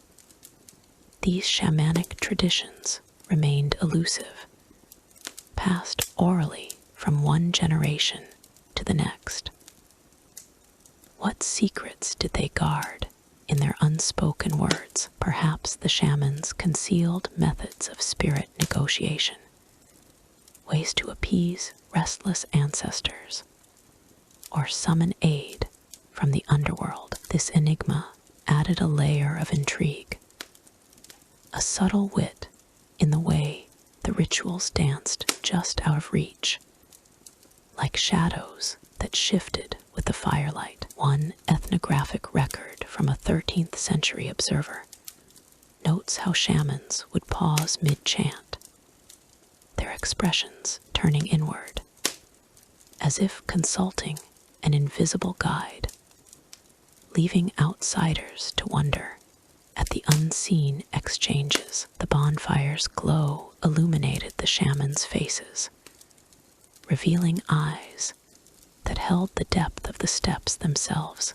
steady, knowing, and faintly amused by the world's fleeting nature. They chanted of the Ongons, spirit figures embodied in carved idols or natural forms, which were placed reverently near the fire. These Ongons, crafted from wood or bone, with intricate patterns that mimicked the veins of leaves, were believed to house benevolent forces. As the rituals progressed, the shamans would offer small tributes, handfuls of milk or bits of meat, letting the smoke carry them skyward. The air grew richer with these scents, a comforting blend that evoked the warmth of a family yurt on a cold evening, yet carried an undercurrent of the unknown.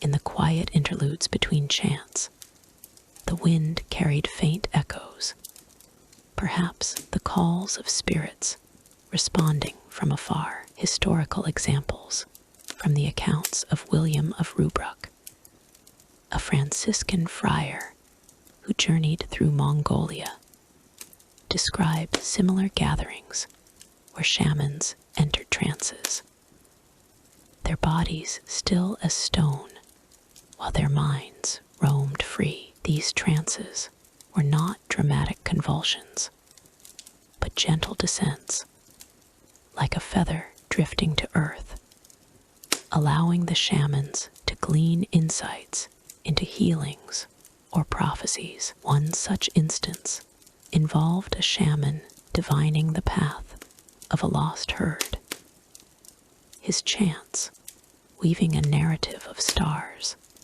and shadows that guided the searchers back to safety. Such details, expanded upon in oral traditions, highlight the shaman's role as protectors, their rituals a soothing balm against the harshness of steppe life. As the night wore on, the rhythms softened, the drum's beats growing sparse, like the last drops of rain after a storm. The shamans' voices faded to murmurs, their fur cloaks settling around them like protective cocoons. Yet even in this winding down, the mystery persisted, the unwritten essence of their art, a puzzle that invited contemplation rather than revelation.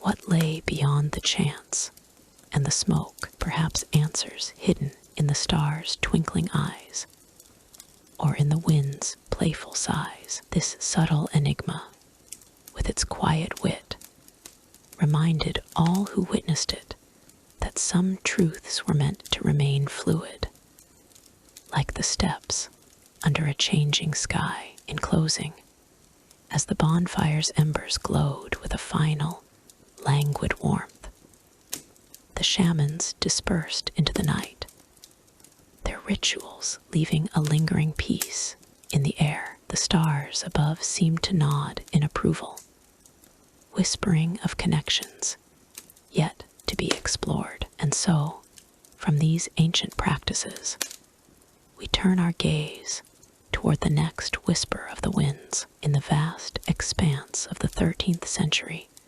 Mongolian steppes, where the wind whispered secrets through the golden grasses.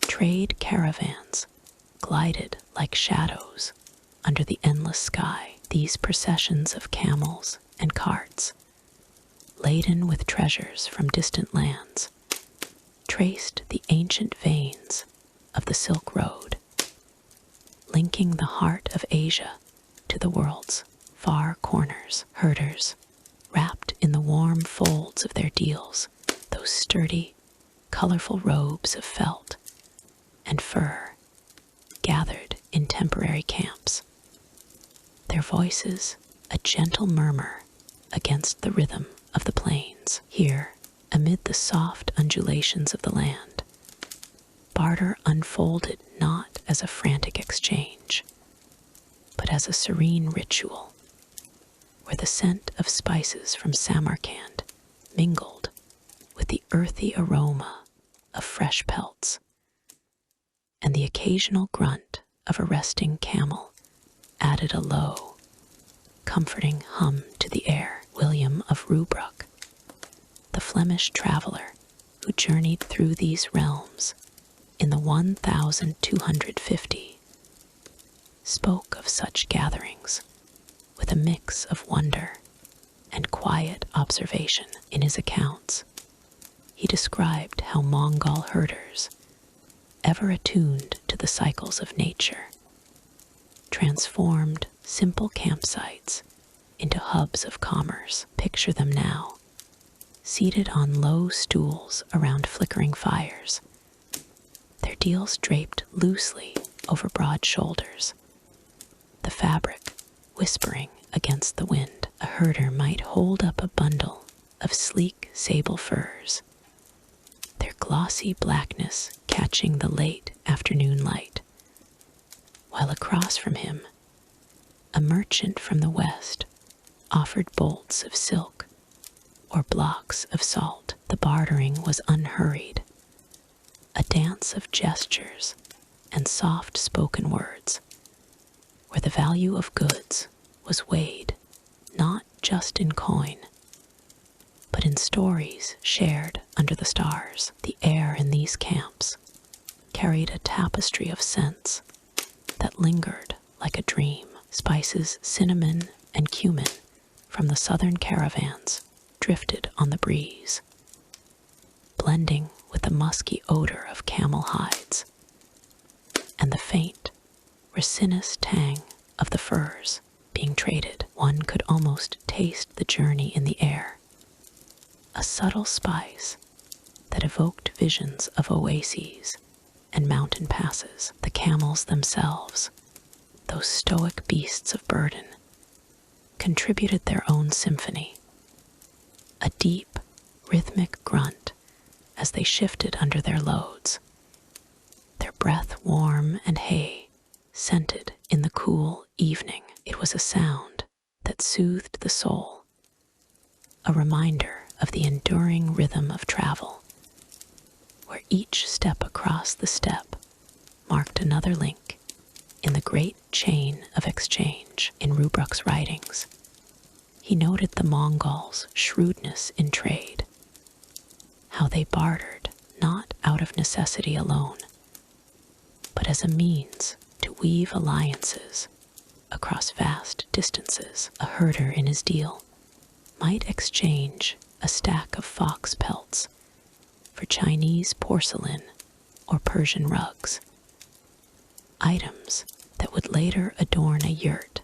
far from the trade routes. These exchanges happened in clusters of tents, makeshift bazaars that sprang up like wildflowers after a rain. The herders moved with a graceful economy, their movements deliberate and fluid, as if the wind itself guided their hands. One might lean in to inspect a fur, running fingers over its texture, the soft brush against skin, evoking the quiet thrill of discovery. All the while, the distant call of a hawk circling above added a melodic undercurrent, a natural counterpart to the human voices below. Yet amid this peaceful commerce, a subtle mystery wove through the narratives of the caravans, the enigma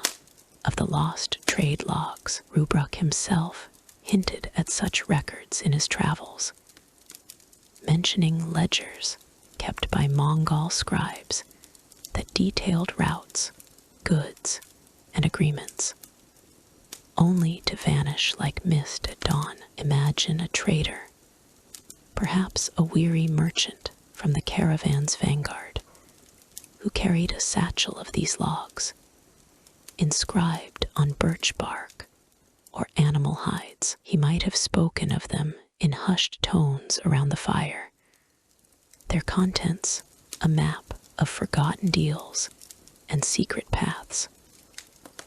What became of them? Did they fall into the hands of raiders, those elusive bands that roamed the fringes of the Silk Road? Or were they buried in some hidden crevice of the Gobi Desert, waiting for a curious soul to unearth their tales? The mystery lingered like a half-remembered dream, adding a layer of intrigue to the otherwise tranquil exchanges, yet without stirring unrest. As the sun dipped lower, casting a golden hue over the camps, the sensory world intensified. The warmth of the fire crackled softly, its flames dancing in a hypnotic rhythm, while the scent of brewing tea infused with wild herbs from the steppes wafted through the air. A gentle invitation to pause and reflect. Herders, their deals pulled close against the chill, would haggle over the finest marten furs, their negotiations laced with subtle wit, like a quiet joke shared between old friends. This pelt, one might say with a knowing smile, has seen more winters than your caravan has miles, eliciting a soft chuckle that echoed the wind's whisper. Such moments were not mere transactions. They were threads in the fabric of Mongol life, binding communities across the vast landscape. Rubruk observed that these trade gatherings fostered a sense of unity. Even among strangers, a herder from the northern plains might barter his furs for Arabian dates, their sticky sweetness a novel delight on his tongue, while the merchant gained not just goods, but insights into the Mongol ways. The camps themselves were alive with subtle sounds, the muffled thud of packs being unloaded, the faint jingle of harness bells as camels settled for the night, and the occasional rustle of grass underfoot. Each detail painted a picture of harmony, where the harshness of the steppe was tempered by the warmth of human connection. But the mystery of the lost logs persisted, a faint shadow on this serene canvas. In Rubruk's accounts, he recounted hearing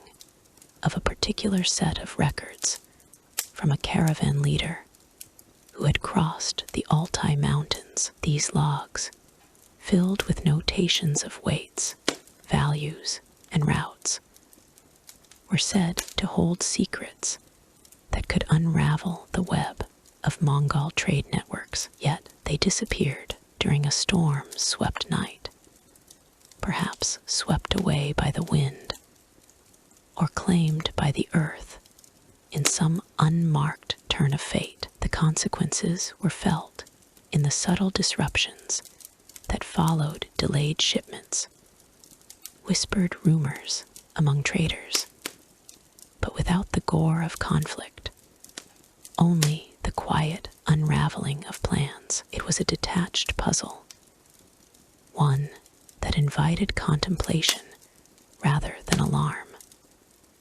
much like the way the stars above seemed to rearrange themselves each night. As the caravans prepared to move on, the herders folded their deals around them, ready for the next leg of the journey. The air grew cooler, carrying the faint, lingering scent of smoked meats and distant rains, while the camels' grunts faded into the horizon's embrace. In these moments, one could feel the pulse of the Silk Road, a timeless flow of goods and stories that connected worlds. Rubruck's observations lent authenticity to these scenes, reminding us that beneath the surface of trade lay layers of culture and curiosity. To expand upon the sensory tapestry, consider the way the moonlight played on the furs,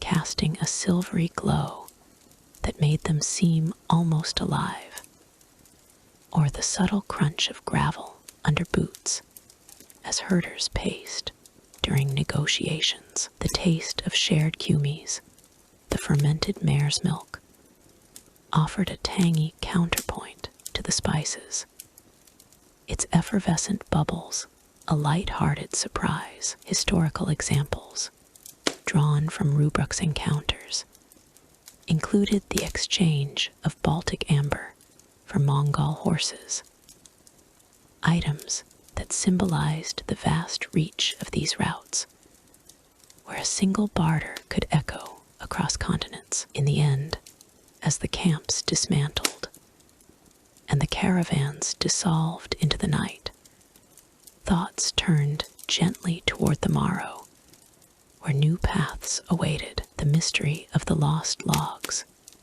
like a soft enigma wrapped in the wind, left a quiet space for reflection, bridging the past to whatever lay ahead. And so, the steps continued their eternal whisper, inviting the next traveler to listen closely. Word count 1,500 in the vast expanse of the 13th century Mongolian steppes, where the earth stretched like an endless sea of golden grass, swaying gently under the sun.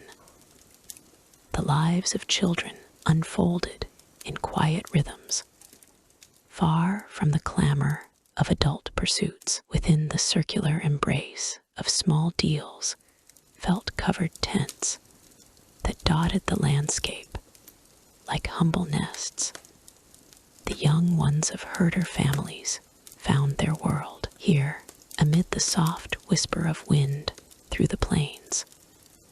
Boys and girls, no older than 10 summers, played with toys carved from the bones of animals, remnants of the hunt that had sustained their kin for generations. The air carried the faint, earthy scent of dried herbs and distant wildflowers, while the sun's warm caress on their skin evoked a sense of timeless peace, as if the steppes themselves cradled these fleeting moments. These children, with their sun-kissed faces and nimble fingers, turned simple bones into gateways of imagination. A sheep's knuckle might become a tiny horse, its smooth surface polished by countless thumbs, or a fragment of antler transformed into a makeshift bow.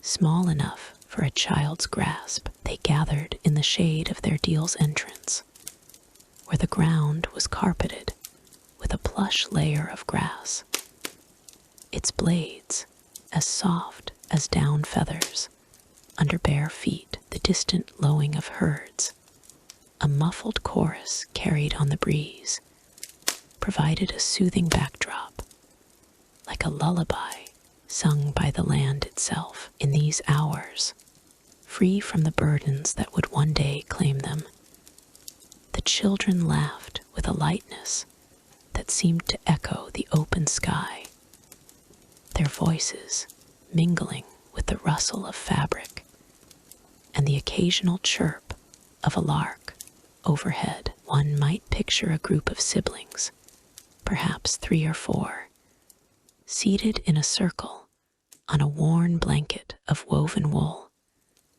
their eyes alight with the spark of invention. A boy, his hair tousled by the wind, held aloft a bone figurine, its curves etched with faint lines that could have been meant for eyes or stripes, though no one could say for certain. "Watch this one run," he might whisper, his tone laced with a subtle wit, as if the toy possessed a secret life of its own, galloping across the imaginary plains in pursuit of elusive adventures. The girls, with their quick hands, fashioned games from these relics, stacking bones into precarious towers, or rolling them like dice to decide the fate of their pretend warriors. The cool touch of the bone against warm palms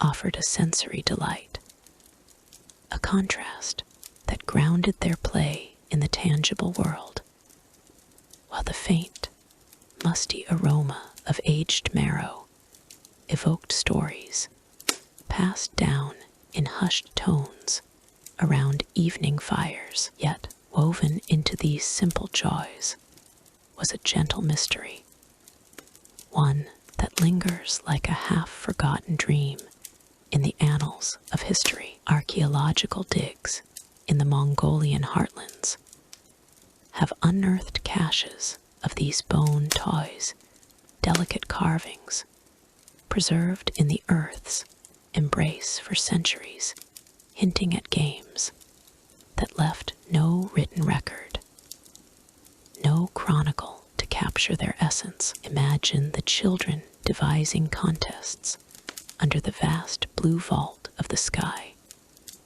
where a bone might serve as a marker in a race across the soft turf, or as a piece in a pattern game drawn in the dust. What unrecorded rituals did they perform? Perhaps mimicking the migrations of birds or the dance of flames in a campfire. The mystery lies in the silence of the past, where no traveler's account or elder's tale fully illuminates these moments. It is as if the steppes guarded these secrets, allowing only fragments to surface, like the occasional bone artifact discovered in the shadow of ancient burial sites, reminding us that children's play, though ephemeral, shaped the spirit of a people. As the day waned, the children would chase the lengthening shadows, their laughter a soft ripple in the air, carrying the scent of wild thyme crushed underfoot. The grass, ever resilient, cushioned their falls and invited them to linger, its verdant hue deepening with the approach of dusk. In these unscripted hours, they explored the boundaries of their small world, far from the grand sweeps of history that defined their elders. A girl might hold a bone whistle, carved with rudimentary holes, producing a melody that mimicked the call of a distant eagle, its sound weaving through the warm currents like a thread of silk. The subtle wit in their play emerged in the way they named their toys, perhaps calling a crooked bone the wise old ram for its stubborn shape, or in the clever twists they added to their games, turning a simple chase into a tale of heroic quests across imagined rivers of grass. Historical evidence from sites like those near the Orkhon Valley offers glimpses into this world, where excavations have revealed not just toys, but the very fabric of childhood. Tiny bone flutes and animal effigies, some adorned with faded pigments from natural dyes, suggest a creativity that flourished in the steppes' vast solitude. These finds paint a picture of children adapting to their environment, using what the land provided to craft diversions that were both practical and poetic. The soft give of the earth beneath them, dotted with wildflowers, whose petals released a sweet, fleeting fragrance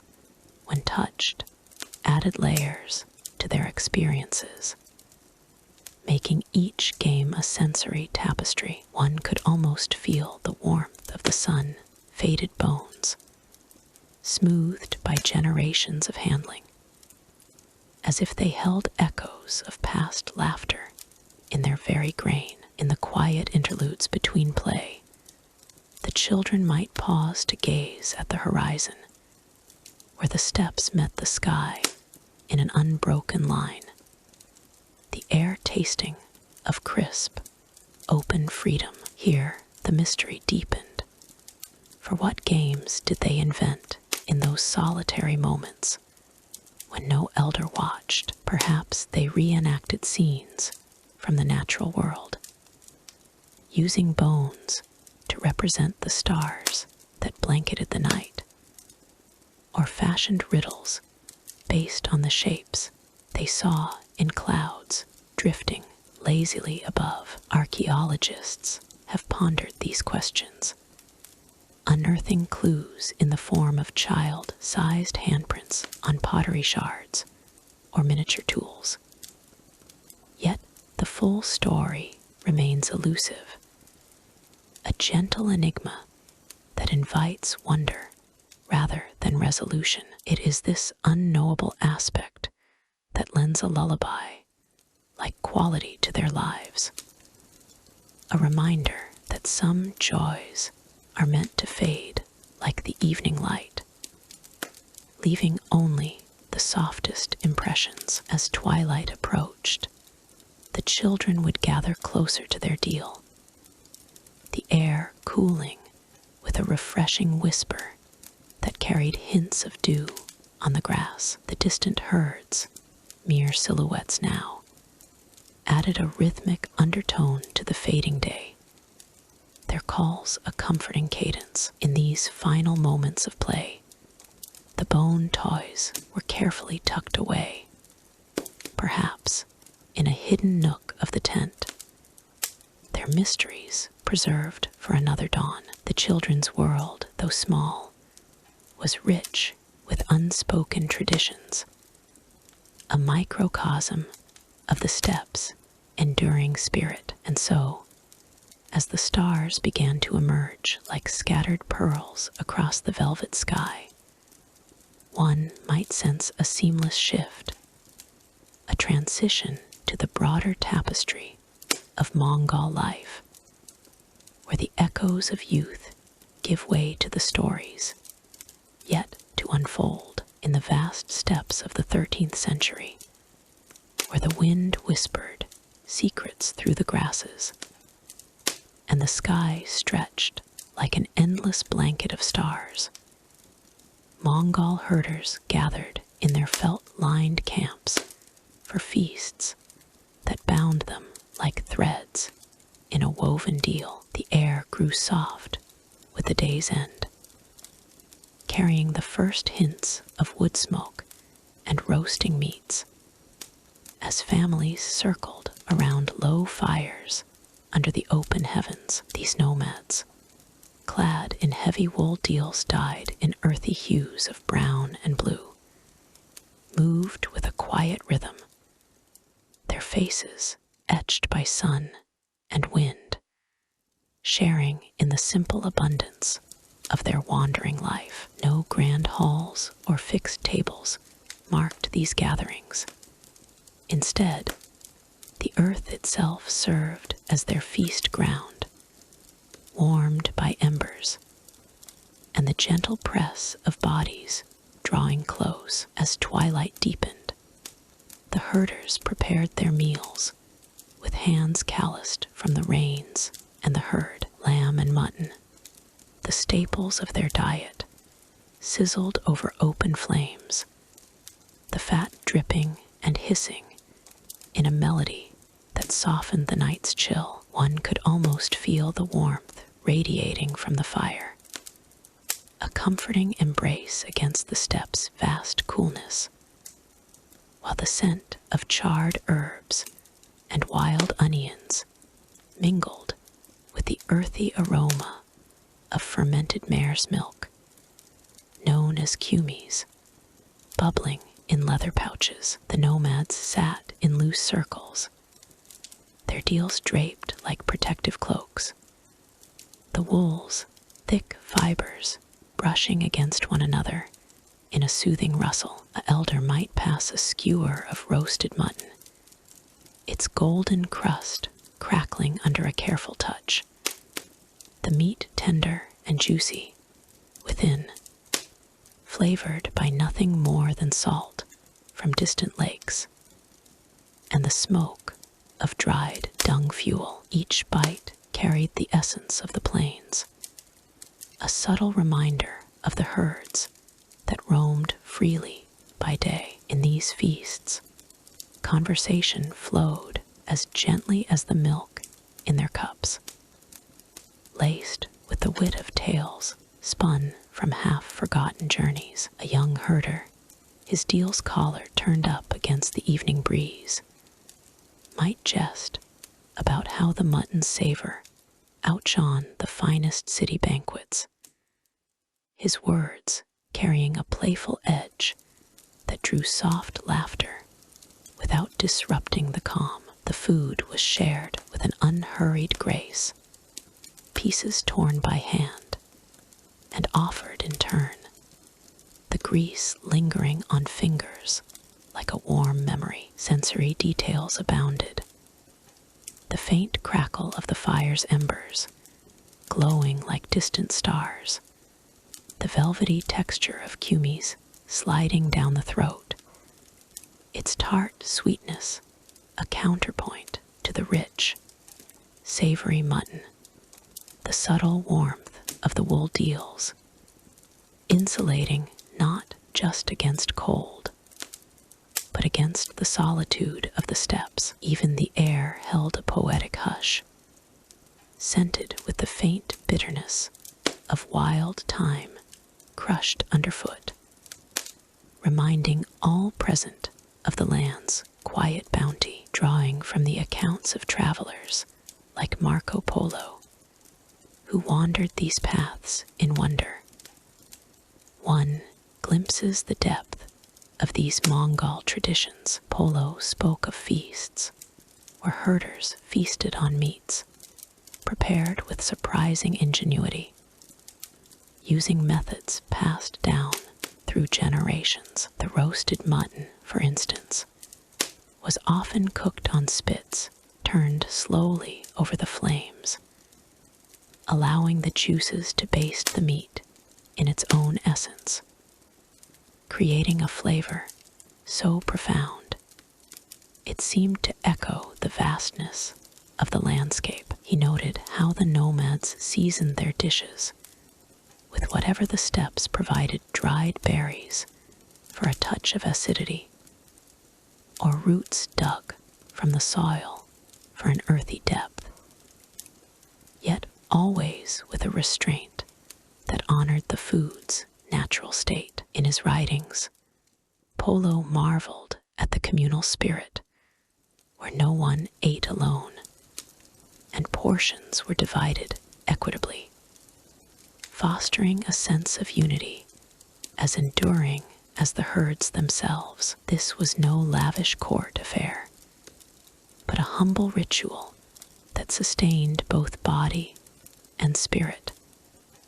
The flames flickering like guardians of ancient customs. As the night wore on, the feasts took on a lullaby like quality, the soft murmurs of conversation blending with the distant calls of night birds. The herders reclined on felt mats, their deals pulled close, savoring the lingering warmth of of the meal. A pot of boiled meats might simmer nearby, its steam rising in gentle plumes, carrying the aroma of garlic and cumin spices that Marco Polo described as rare treats traded along the Silk Road, adding an exotic whisper to the otherwise rustic fare. One could imagine the tactile pleasure of dipping bread into the savory broth, the dough's slight chewiness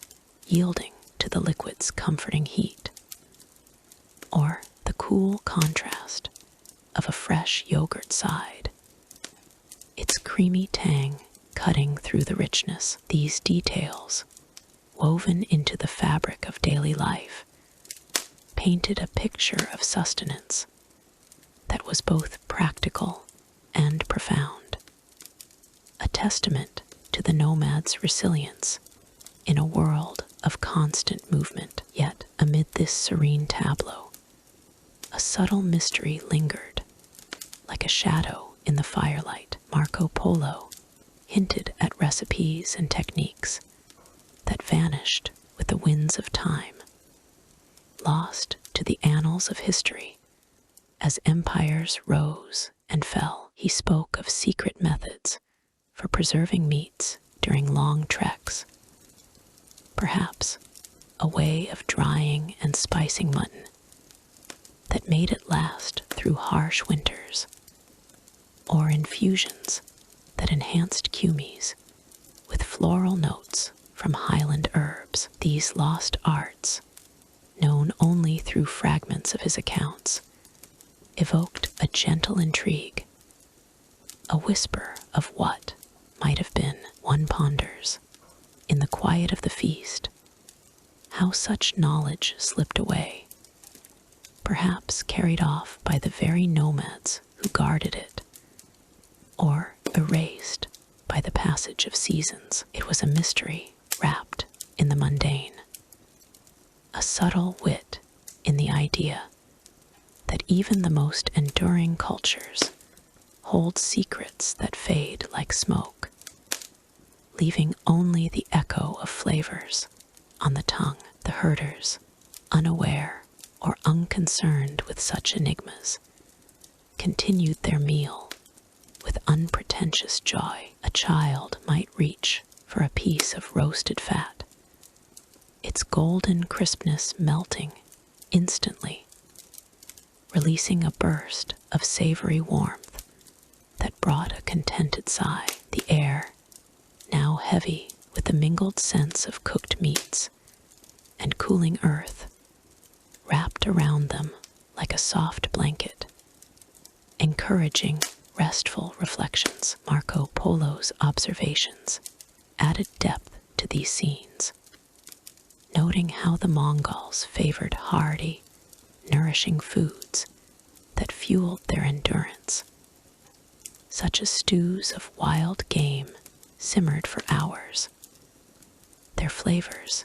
melding into a harmonious whole. He described the careful selection of cuts, where tougher meats were tenderized through slow cooking, emerging as tender morsels that spoke of patience and skill. In this way, the feasts were not mere indulgences, but acts of preservation, ensuring that the strength of the herd translated into the strength of the people. As the fire dwindled to glowing embers, the nomads leaned back, their bellies full and their spirits eased. The wool deals, now warmed by the body beneath, offered a final layer of comfort against the descending night. One could sense the subtle shift in the air, from the lively sizzle of earlier hours to a peaceful hush,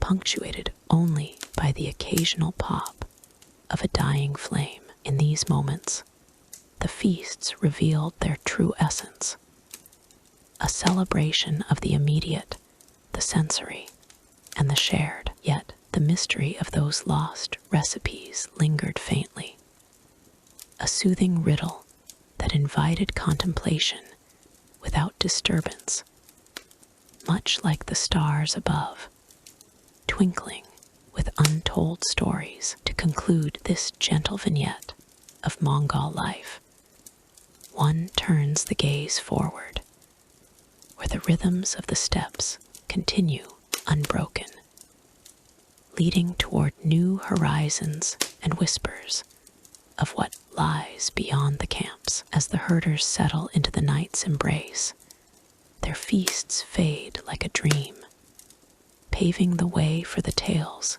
yet to unfold. Word count 1,500 under the vast expanse of the 13th century steppes, where the earth stretched like an endless sea of golden grass. The winds whispered secrets to the young herders who would become warriors. The air carried a faint chill, brushing against their faces like a gentle hand.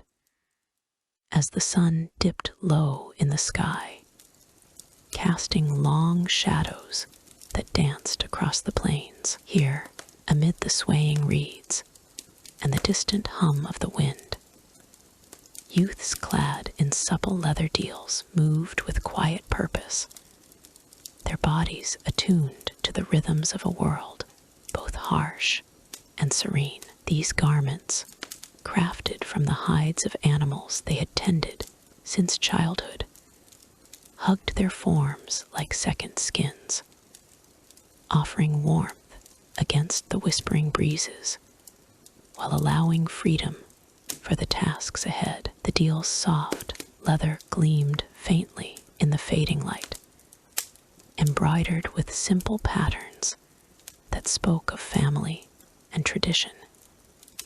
Each stitch a silent echo of the ancestors who had roamed these lands. The youths, boys and girls alike in their early teens, gathered in small circles on the open ground, their breaths steady and measured, as if drawing in the essence of the earth itself. No grand announcements marked the start of their training.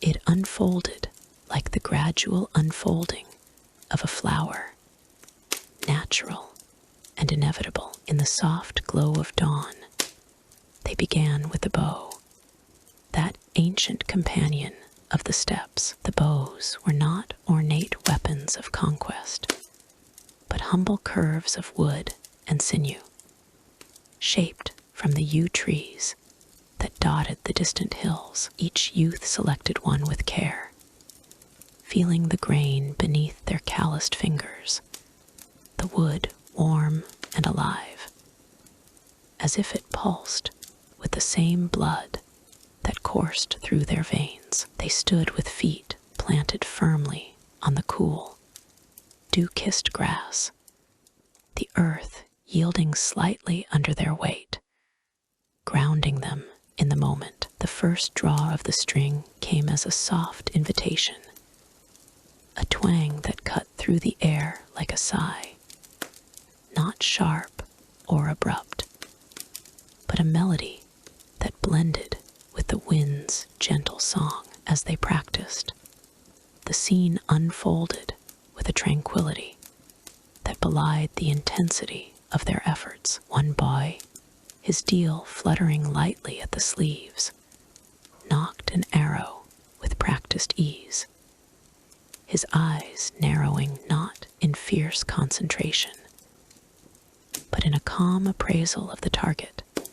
A simple bundle of straw tied to a post, swaying lazily in the breeze. The arrow flew, whispering through the air with a faint whoosh, the fletching catching the light like fleeting whispers of silk. Nearby, a girl adjusted her stance, her movements fluid and unhurried, as if she were part of the landscape itself. The bowstring released with a subdued twang, a sound that echoed softly across the plains, mingling with the rustle of grass and the distant call of a lone eagle soaring overhead. The air carried the faint, earthy scent of the bow's resin, a woody aroma that evoked the forests far to the north, grounding the senses in a world of subtle fragrances. Training was not a storm of commands or the clash of steel. It was a quiet ritual, woven into the fabric of daily life, drawing from the ancient ways described in the secret history of the Mongols. These youths learned through observation and repetition.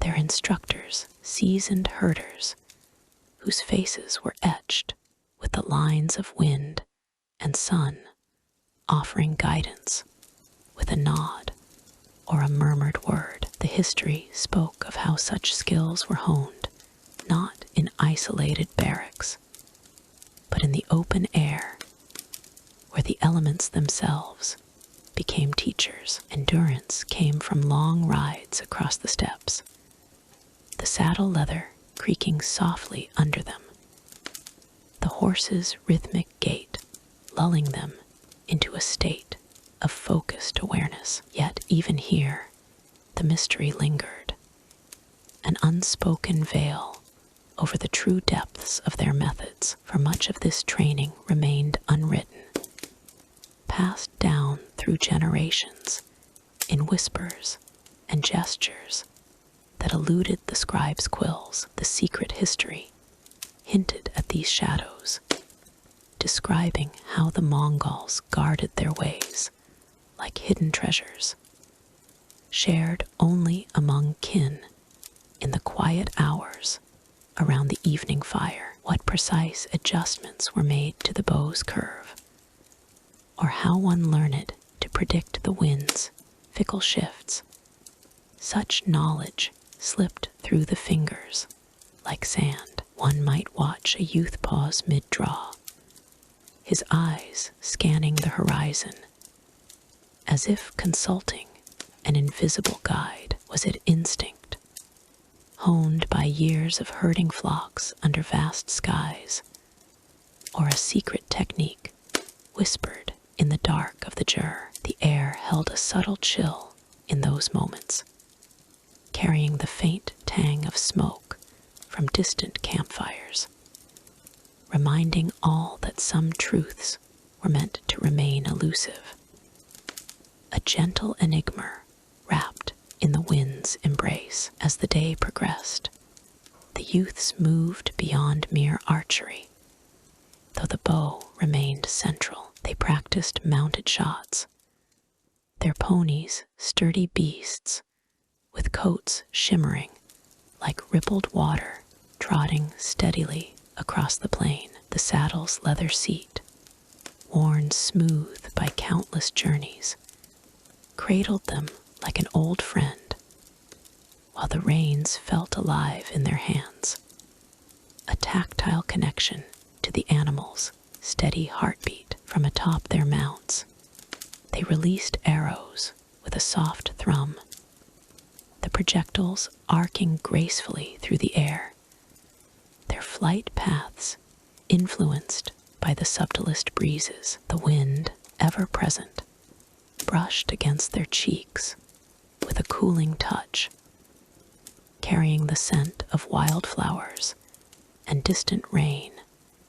turning each shot into a dance of precision and patience. In these sessions, a subtle wit emerged, not in laughter or jest, but in the quiet ironies of their world. A youth might miss a target and simply smile, his eyes twinkling as he retrieved the arrow, murmuring, "The wind has its own counsel today," acknowledging the steppe's capricious nature without frustration. Such moments added a layer of lightness, a lullaby like humor that softened the rigor of training. The secret history recounted similar tales of warriors who turned mishaps into lessons, their resilience born from the land's own unyielding spirit. Yet, amid the calm, there were reminders of the training's purpose. Injuries were rare, but when they occurred, a twisted ankle from a sudden gallop, or a minor scrape from a bowstring, the response was detached. A matter of fact tending with herbs gathered from the plains, the air filled with the soothing aroma of crushed leaves. Their greens sent a balm that eased both pain and worry. No graphic tales were shared. Instead, the focus rested on the aftermath, how such setbacks taught foresight and care. Lessons etched into the mind like the faint tracks of animals on the grass. As evening approached, the light softened to a golden haze, and the youths gathered to reflect. They sat in a loose circle, the leather of their deals creaking faintly as they settled, the ground beneath them cool and yielding. Here, in the fading warmth, they shared observations in low voices, the words blending with the wind's murmur. The mystery of their methods deepened in these exchanges. For while the secret history preserved some accounts, much was left to interpretation. How did they cultivate such unerring aim, or instill the patience of the hunt? It was as if the steppes themselves conspired to keep these secrets, the stars above twinkling like distant guardians. Through it all, the training wove a tapestry of sensory richness. The cool kiss of the wind on sweat-dampened skin, the earthy taste of dust on the tongue from a swift ride, the rhythmic thud of hooves that lulled the mind into tranquility. Each element contributed to a calming rhythm, a sleep-friendly cadence that prepared them not just for battle, but for the enduring flow of life on the steppes. As the sun dipped below the horizon, painting the sky in hues of soft lavender and deep blue, the youths dispersed, their forms blending into the twilight. The day's end brought a peaceful transition, thoughts drifting toward the quiet nights ahead, where dreams might unravel more of the unwritten ways. And so, from these windswept plains, the story continues, as the mysteries of the Mongols echo onward in the vast expanse of the 13th century Mongolian steppes, where the earth stretched like an endless blanket under a canopy of twinkling stars. The nomads gathered for their festivals. These were times of quiet celebration among the herders, moments when the rhythm of daily life paused to honor the cycles of the seasons and the bonds of community. William of Rubruck, the Franciscan traveler who wandered these lands, noted such assemblies in his writings, describing how the Mongols came together not for grand feasts or spiritual rites, but for simple gatherings that fostered unity and joy. As the sun dipped below the horizon, painting the sky in hues of deepening blue, families arrived on horseback, their colorful deals long, flowing robes adorned with intricate patterns, swaying gently in the evening breeze. The air carried a crisp chill, tempered by the warmth of crackling fires that dotted the plain like scattered jewels. Herders, men and women alike, moved with a graceful ease, their deals embroidered with threads of red and gold that caught the firelight. They formed circles around the flames, their laughter soft as the wind whispering through the grass. Drum beats began to pulse, low and steady, like the heartbeat of the earth itself, drawing everyone into a shared rhythm. Rubruk observed that these sounds were not mere noise, but a way to weave the group together. Each thump of the taut skin echoing across the open space, mingling with the distant calls of night birds as the stars emerged, bright and unblinking. The dancers stepped forward, a young woman in a deal of deep blue, its sleeves fluttering like wings, led the way. Her movements fluid and unhurried, the fire's glow illuminated their faces, casting shadows that danced along with them, while the scent of smoldering wood and wild herbs filled the air, a subtle perfume that evoked the freedom of the plains. These festivals, as Rubruk recorded, were rooted in the herders' deep connection to their herds and the land, marking the end of a successful migration or the arrival of spring's first blooms. The participants moved in circles, their feet tracing patterns on the cool, dew-kissed grass, each step a silent tribute to endurance and harmony. Subtle wit laced the atmosphere, as if the stars themselves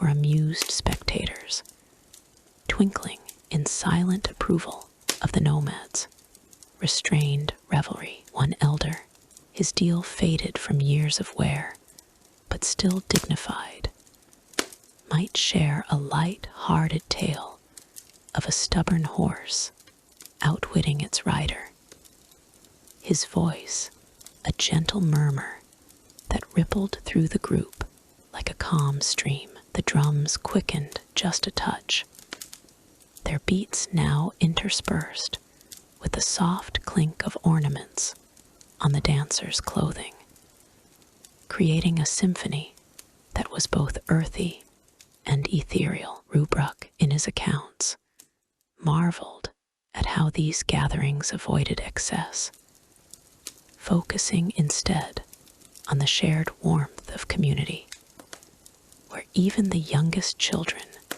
bundled in smaller deals, clapped along with innocent delight. Yet amid the serenity, there lingered a mystery, one that Rubruk hinted at, but never fully unveiled. Whispers of unrecorded rites floated like shadows around the fires, traditions passed down through generations in hushed tones, their details lost to the winds of time. These were not the shamanic ceremonies of other tales, nor the boisterous feasts that filled belis and stories, but something more elusive, perhaps secret exchanges of tokens under the starlit sky, or murmured oaths that bound families in ways outsiders could only guess. The mystery added a layer of enchantment,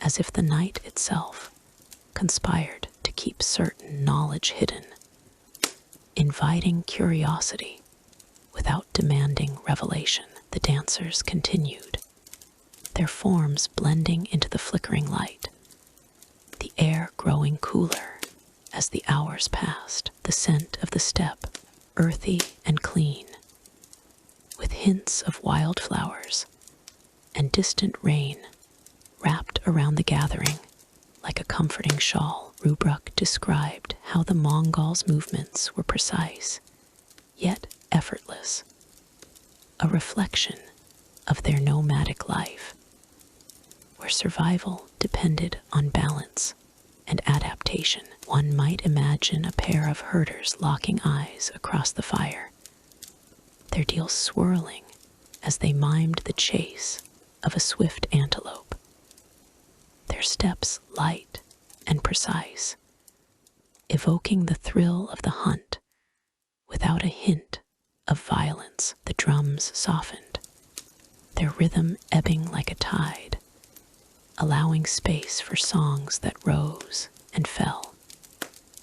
Melodies carried on the breeze to echo against the distant hills. In these moments, the festivals became a tapestry of senses, each element weaving together to create a scene of tranquil beauty. The starlit skies overhead seemed to pulse with the same rhythm as the drums, their vastness a reminder of the nomad's place in the world. Rubruk noted the absence of ostentation, how the gatherings relied on the natural splendor around them, the soft crunch of grass underfoot, the gentle warmth of bodies pressed close in the circle, the faint taste of air tinged with smoke. A subtle wit emerged in the way the herders shared jests, perhaps poking fun at the forgetful ways of travelers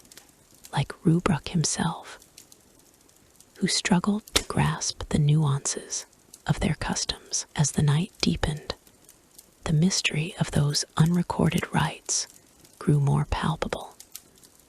A quiet undercurrent to the festivities, what unspoken vows were exchanged in the shadows, or what ancient symbols were traced in the dirt, only to be erased by morning's light. Rubruk, ever the observer, recorded the surface, but left the depths unexplored, perhaps out of respect, or simply because they eluded his foreign eyes. This enigma lent an air of wonder, a gentle puzzle that invited reflection rather than resolution, much like the way the stars seemed to rearrange themselves in the sky, always changing, yet eternally present. The gatherings often extended into the small hours, with the fires burning low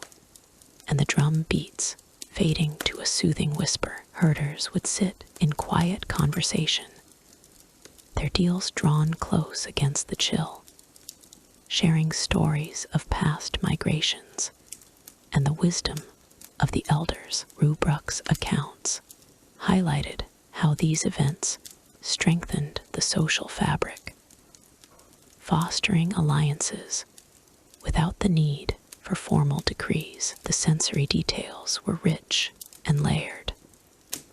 The cool touch of the night air on skin, the rhythmic sway of bodies in motion, the faint aroma of leather and wool from their garments. Even the stars, with their steady glow, added a touch of whimsy, as if they were winking at the proceedings below. In one such description, Rubruk recalled how the nomads would form lines for games of skill, testing their agility with mock races or archery displays, all conducted with a calm precision that belied the excitement. The air would hum with anticipation, the drums providing a backdrop that built tension and release in equal measure. Yet, through it all, the mystery persisted, a veiled aspect that made each festival feel unique and unrepeatable, as if the unrecorded rites held the key to something profound, something that connected the herders to the very soul of the steppe. As the first hints of dawn crept over the horizon, painting the sky in soft grays and pinks, the gatherings began to wind down. The nomads, their deals now dusted with the night's dew, would disperse with quiet farewells, the drum beats echoing faintly into silence. Rubruk observed that these events left a lasting sense of peace, a gentle reminder of the Mongols' resilience and community spirit. The starlit skies faded, but the memory of the dances and the whispers of mystery lingered, like a lullaby fading into dreams. And so, as the fires dimmed and the herders returned to their yurts, the world of the Mongols prepared to reveal its next layer, drawing us onward to unexplored horizons in the vast expanse of the 13th century steppes, where the earth stretched like an endless sea of golden grass. The Mongol herders moved with the quiet rhythm of the wind under a sky that bled into hues of soft lavender at dawn. A group of hunters donned their fur deals, those warm, flowing garments of sheepskin, and felt that whispered against the air with each step. These men and women, hardened by the nomadic life, yet gentle in their pursuits, set out not for conquest, but for the ancient dance of survival and sustenance. Their bows, crafted from sinew and horn, rested easily in their grips.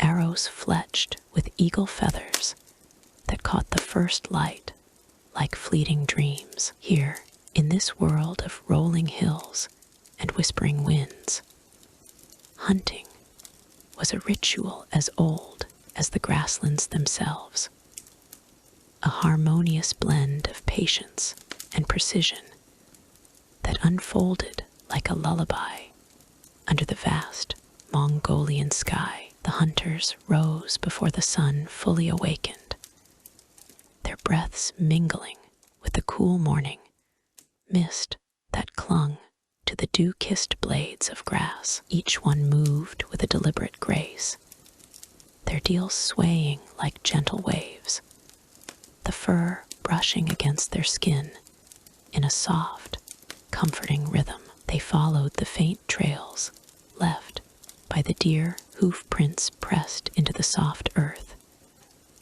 impressions that told stories of nocturnal wanderings. The air carried the earthy scent of damp soil and wild herbs, a subtle perfume that eased the mind and slowed the pulse. As they traversed the steppes, the grass rustled softly beneath their boots, a soothing symphony of whispers that seemed to echo the heartbeat of the land. One hunter, an elder with eyes like polished onyx, would often pause to trace a track with his fingers, feeling the cool indentation as if it were a map to forgotten secrets. Their method was one of stealth and observation, drawn from generations of ethnographic wisdom passed down through oral traditions and the writings of travelers like William of Rubruck, who noted the Mongols' uncanny attunement to nature. Unlike the clamor of battle, this was a pursuit of quietude, where the hunters blended into the landscape as seamlessly as shadows at dusk. They moved in loose formation, communicating with subtle gestures, a nod of the head, a pointed finger ensuring their voices never rose above the murmur of the wind. The bows they carried were not tools of war, but extensions of their souls, curved and balanced to release arrows with a whisper, not a roar. As they tracked the deer, the hunters noted the subtle signs, the snapped twigs that cracked like distant memories, the faint scent of musk lingering in the air, and the occasional flash of a tail vanishing into the tall grasses. In those moments, the steppes came alive with sensory details that wove a tapestry of calm. The sun warmed the hunters' faces with a gentle glow, while the breeze carried the sweet aroma of blooming wildflowers, their petals trembling like shy whispers. Birds chirped in the distance, their songs a melodic backdrop that lulled the mind into a state of peaceful vigilance. The deer, elusive and majestic, left behind not just tracks, but a trail of intrigue the way the grass bent in their wake, forming patterns like ripples on a serene lake. The hunters would kneel, their deals pooling around them like protective cloaks, and examine these signs with a wit as subtle as a hidden smile. See how the earth remembers, one might murmur, his voice a soft tease against the silence, acknowledging the cleverness of their prey in this eternal game. As the day progressed, the hunt unfolded with the patience of a slowly turning season. The Mongols, as chronicled in the ethnographic accounts of the Yuan dynasty records, relied on their knowledge of animal behavior, waiting for the deer to emerge from their hidden groves. They positioned themselves downwind, where the faint, tangy odor of pine and sage masked their presence. The bowstrings hummed faintly as they were drawn, a vibration that felt like a heartbeat echoing through the air. When an arrow found its mark, it was done with a detached efficiency, the animal's fall described not in graphic terms, but as a natural consequence, a quiet end to the chase that returned life to the cycle of the steppes. The hunters approached with reverence, their steps muffled by the grass, and offered a silent nod to the spirits of the land, as per the customs noted in ancient tales. Yet woven into this serene practice was a mystery that lingered like a half-forgotten dream, the enigma of the lost hunting grounds. In the oral histories preserved through generations, whispers spoke of vast valleys and sacred meadows that had vanished from the maps of memory. These grounds, once teeming with deer and other game, were said to have been swallowed by the earth or hidden by capricious spirits, their locations known only through elusive signs etched in the landscape. Ethnographic records, such as those from the Persian historian Rashid al-Din, hint at how Mongol shamans would recount visions of these places, where the grass grew in unnatural patterns, or the wind carried echoes of ancient hunts. The hunters, in their quiet moments, pondered this mystery with a subtle wit, sharing tales around evening fires of how a misplaced hoofprint or a sudden shift in the wind might reveal a path to these forgotten realms. It was a puzzle that added a layer of intrigue to their routines, a gentle reminder that the steppes held secrets as vast as the stars. As they continued their pursuit, the sensory world around them deepened. The warmth of the midday sun soaked into their deals, creating a cocoon of comfort against the chill that followed. The hunters tasted the salt of their own sweat, a reminder of the physical harmony between man and environment, while the distant rumble of a herd of wild horses added a rhythmic undertone to their steps. They observed the deer with a poet's eye, noting how the animals' coats shimmered like liquid gold in the light, their movements a ballet of grace that inspired awe rather than aggression. In this way, the hunt became a meditation, a soothing narrative of coexistence, where each arrow was a story told in silence. Historical examples, drawn from the accounts of Mongol life in the 13th century, illustrate how these practices sustained communities without the need for excess, as described in the ethnographic notes of travelers like John of Plano Carpini. The Mongols' hunting methods were efficient and sustainable, ensuring that the herds replenished over time. The hunters would select only what was necessary, their choices guided by the seasons and the whispers of the land. In the autumn, when the grasses turned to amber, the air filled with the crisp scent of falling leaves, and the deer grew bolder in their foraging. The hunters adapted, their deals offering protection against the cooling winds, and their bows singing with precision under the watchful eye of the moon. Through it all, the mystery of the lost grounds persisted, a subtle thread in the fabric of their world. Some believed these areas had been cursed by ancestral oversights,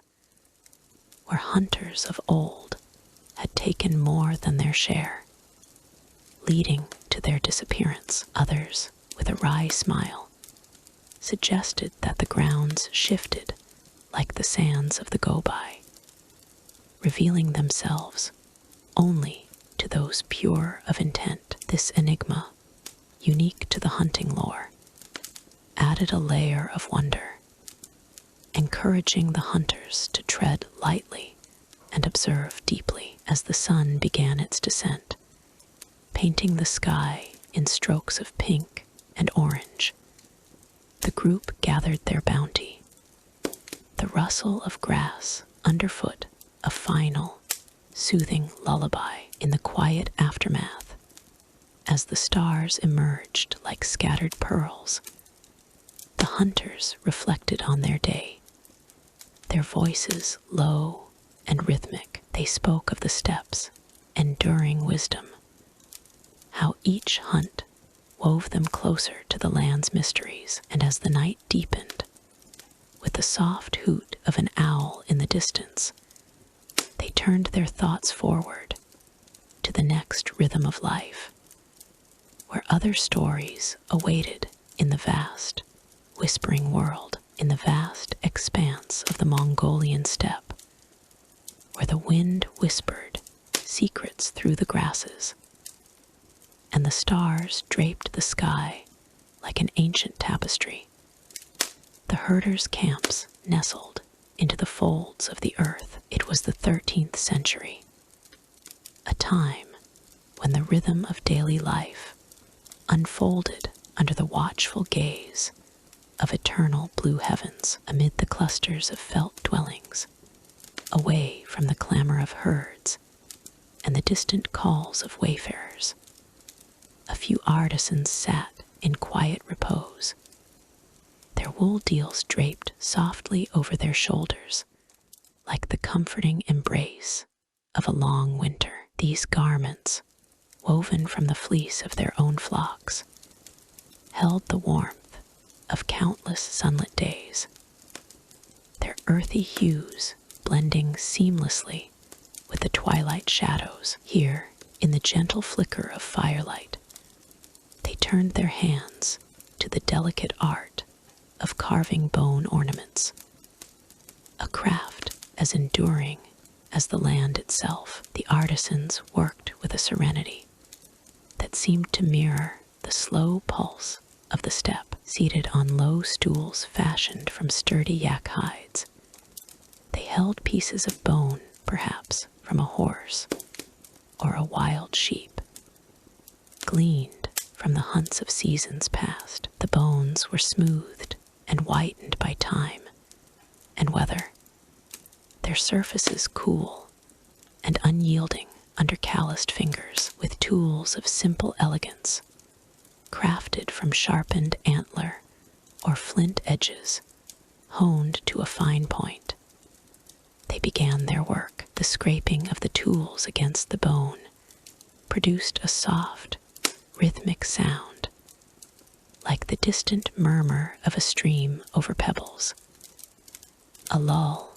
that that soothed the soul and invited the mind to wander. Each stroke was deliberate, almost meditative, as if the artisans communed with the spirits of the animals whose remains they transformed. Firelight danced across their faces, casting a warm glow that softened the lines of weariness etched by years of nomadic life. The flames crackled softly, their light playing tricks on the wool deals, which shifted with every breath of wind. The fabric, thick and insulating, carried the faint scent of lanolin and smoke, a reminder of the sheep that had provided it. In this cocoon of warmth, the artisans' movements were precise, yet unhurried, their eyes focused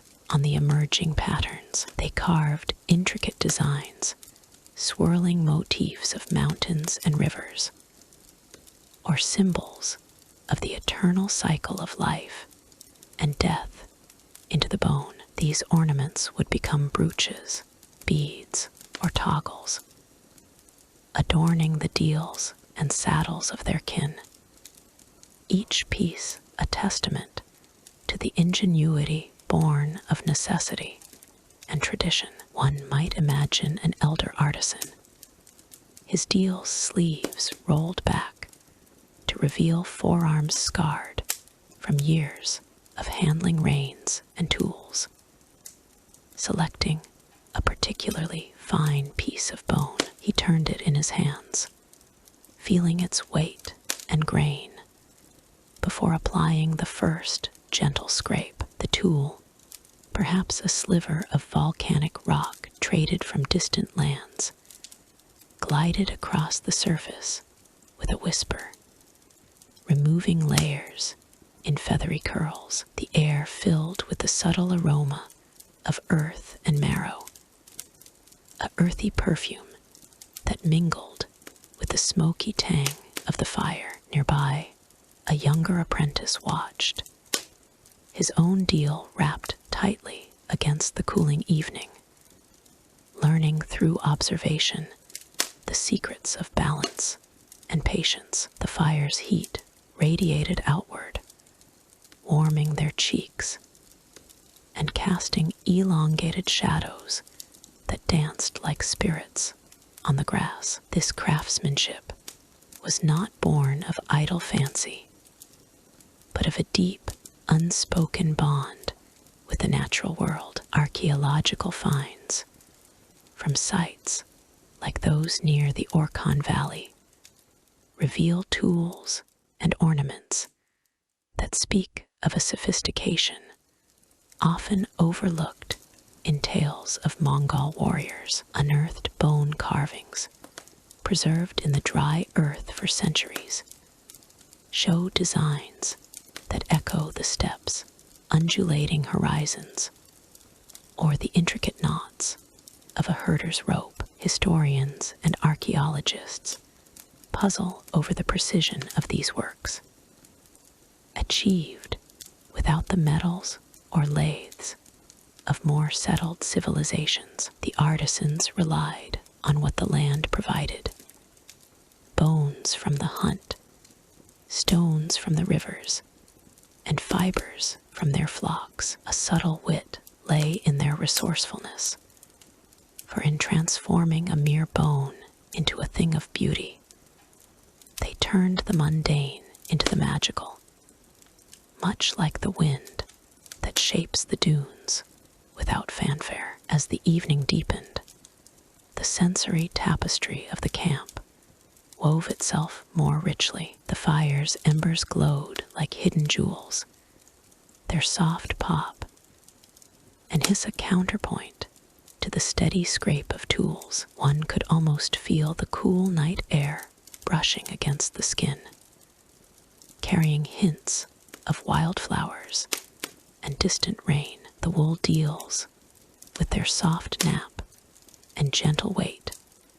provided a barrier against the chill, their fibers whispering against one another as the artisans shifted in these moments, the craft took on a lullaby like quality. Each motion a verse in a song of creation, the ornaments began to take shape.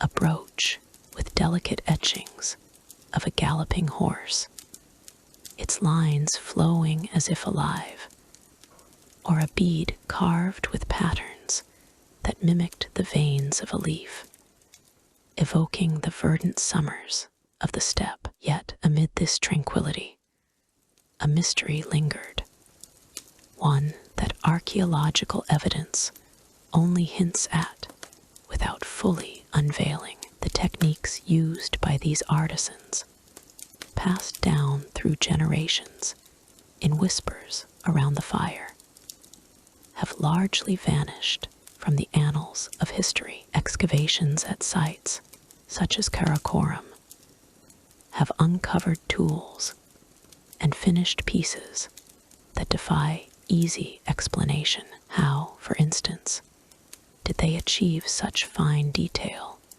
with rudimentary implements? The bones show evidence of intricate inlays, where fragments of shell or colored stones were embedded. Yet, no written records detail the methods. Some speculate that the artisans employed natural acids from fermented milk or plant saps to etch designs, a technique inferred from residue on ancient tools, but never fully traced. This enigma adds a layer of subtle intrigue, like a half-remembered dream that fades upon waking, reminding us that not all knowledge bends to the scrutiny of time. In the glow of the fire, the artisans paused occasionally to examine their work, holding the ornaments up to the light. The bone, now transformed, caught the flame's flicker, revealing depths and shadows that spoke of stories untold. One might chuckle softly at the irony here, where men and women of the plains, whose lives were etched by the hardships of migration, creating beauty from what others might discard. Their wit lay in this quiet defiance, turning the bones of the dead into symbols of life's continuity. The apprentice, perhaps, would mimic the elder's motions, his tool scraping with a lighter touch, learning that true craftsmanship required not just skill, but a harmony with the world around.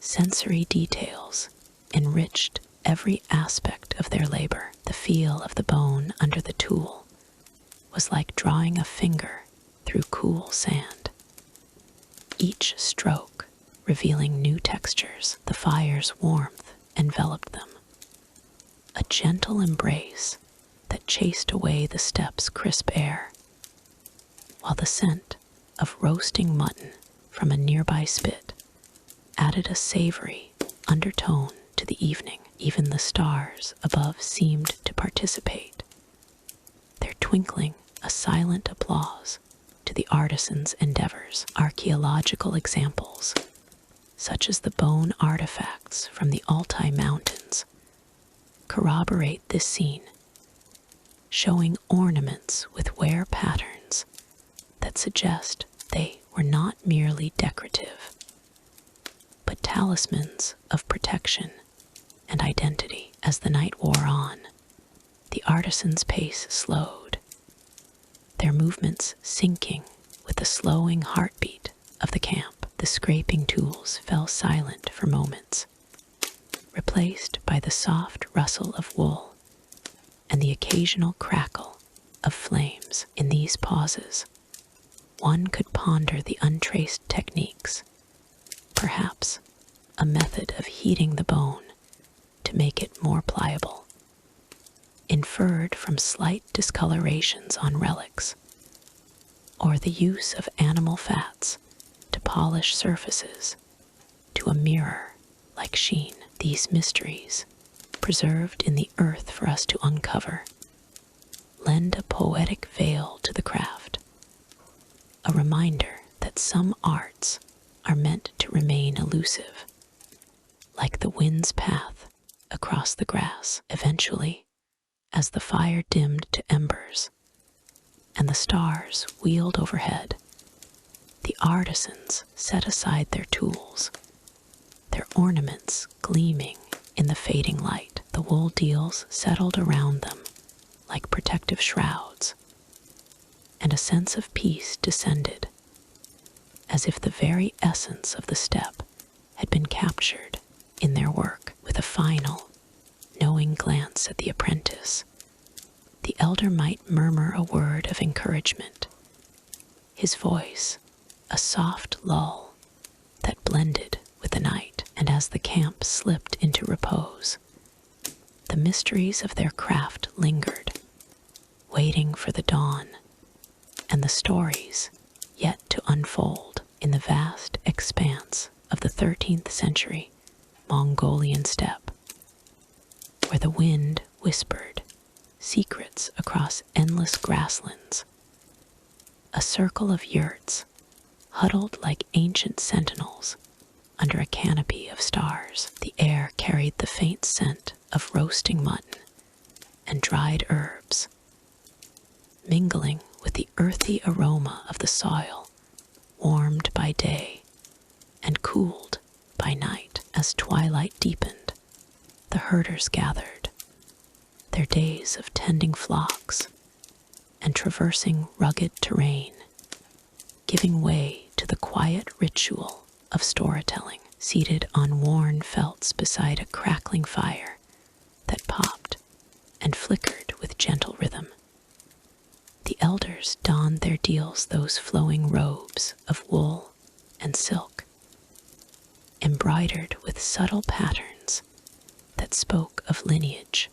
and lore. Their voices, soft as the rustle of grass in a breeze, wove tales that had traveled with the tribes for generations, preserving the essence of a people forged in the harsh cradle of the plains. One elder, his face etched with lines like the contours of the hills, leaned forward, his deal draping over his knees like a blanket of shadows. He began with the cadence of a lullaby, recounting fragments from the great oral traditions, drawing from the secret history of the Mongols, that revered chronicle whispered among the camps. It was not a book in their hands, for the Mongols carried their history in memory, passed from one breath to another. The fire's glow danced on their faces,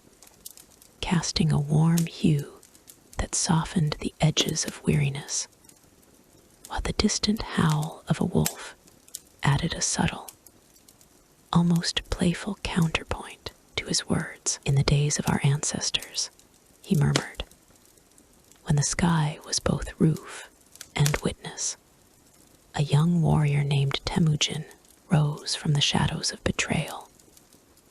Here, the elder paused, his voice dipping like a bird settling for the night, to describe how Temujin's early struggles, as chronicled in the secret history, shaped the destiny of the tribes, uniting them not through force alone, but through the bonds of shared stories that outlasted the fleeting rush of conquests. Around the fire, the listeners sat cross-legged, their bodies swaying ever so slightly to the rhythm of the tale, as if the words themselves were a gentle current. The air grew fragrant with the smoke of juniper branches tossed into the flames, releasing a resinous scent that evoked the vast forests to the north, where the Mongols had once roamed before the steppes called them back. The elders' hands, calloused from reins and ropes, gestured with understated grace, tracing invisible paths across the night sky. He spoke of heroic deeds, like the clever alliances Temujin forged, drawing from the secret history's accounts of his meetings with tribal leaders under the open heavens. Yet there was a subtle wit in his delivery, a light-hearted nod to how stories, like the herds, multiplied with time, each retelling adding a flourish, as if the tales themselves were nomadic, wandering and evolving with the seasons. As the fire crackled softly, its embers glowing like distant stars, the elder delved deeper into the fabric of these oral epics. He described how,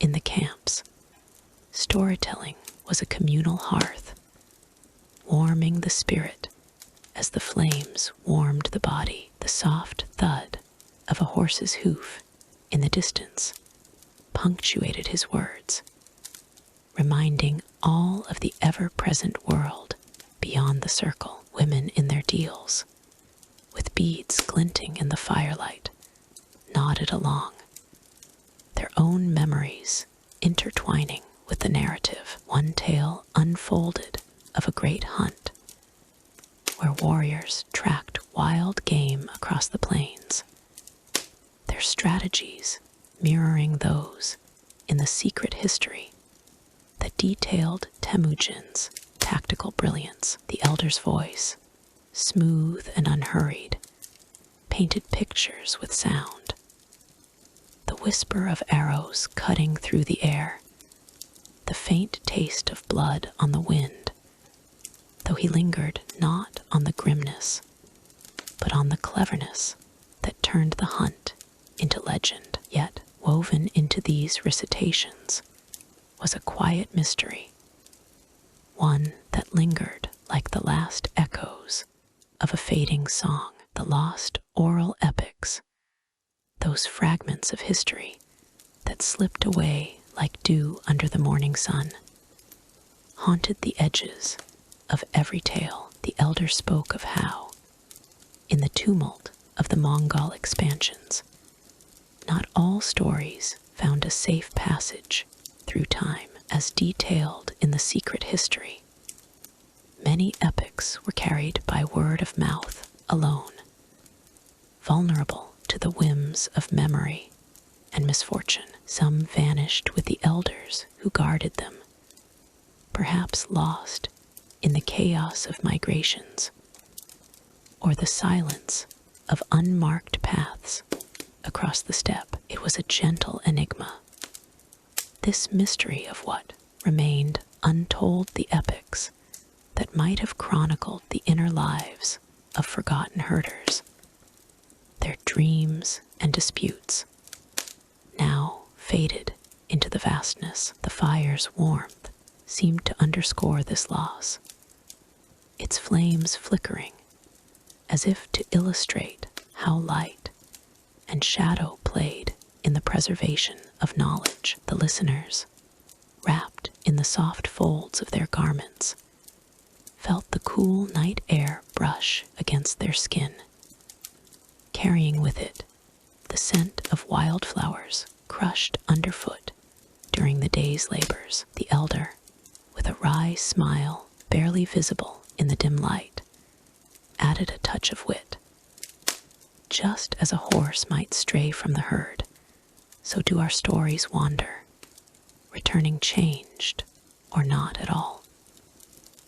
He continued, drawing from historical examples in the secret history, recounting how Temujin's own lineage was preserved through such oral chains, linking generations like the knots in a yurt's rope. The texture of the ground beneath them, soft with trodden grass and scattered pebbles, added a tactile layer to the experience, grounding the ethereal words in the tangible world. As the night deepened, the stars above seemed to multiply, their light filtering through the smoke like threads in a woven tapestry. The elder shifted to tales of endurance, describing how herders, much like their ancestors, used stories to navigate the uncertainties of life.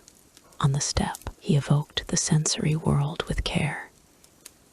The crisp bite of the evening chill against cheeks flushed from the fire, the rhythmic breathing of sleeping children in nearby yurts, the faint, metallic tang of the stars themselves from the secret history.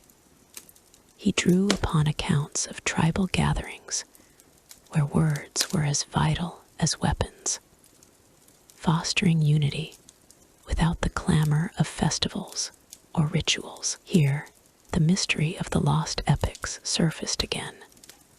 A subtle undercurrent, perhaps, those untold stories held secrets of ancient alliances, now scattered like autumn leaves, their echoes fading into the wind's gentle sigh. In this lullaby of narrative, the elder's voice remained a steady stream, ebbing and flowing with the pace of a herder's breath. He spoke of how these traditions, born in the simplicity of camp life, outshone the glitter of courts and cities. The fire's soft glow illuminated the faces around it, each one a canvas of shared history, while the distant rumble of thunder on the horizon added a playful hint of nature's own storytelling. Drawing once more from the secret history, he wove in the tale of how Temujin's rise was not merely a saga of battles, but a mosaic of personal valor, preserved through the voices of the people. As the flames began to dwindle, casting longer shadows across the yurts, the elder concluded with a reflective tone. And so, our words endure, even as some slip away into the night. The mystery lingered, a gentle enigma that invited contemplation, reminding all that not every story finds its way home. The cool grass beneath them rustled softly, and the scent of dawn's approach mingled with the fading smoke, signaling the end of one tale and the promise of another. In this peaceful exchange, the traditions of the Mongols lived on, a testament to the power of spoken memory, leading softly toward the broader tapestry of their world. Word count 1,500 in the vast expanse of the 13th century Mongolian steppes, where the wind whispered through endless grasslands like a gentle sigh. The rhythm of daily life unfolded under an immense sky. Herders, wrapped in the soft folds of their deals, those long, flowing robes of wool, and felt that cradled them against the chill, gathered at the fringes of their camps to engage in the quiet dance of trade, far from the thunder of conquests or the clamor of great courts.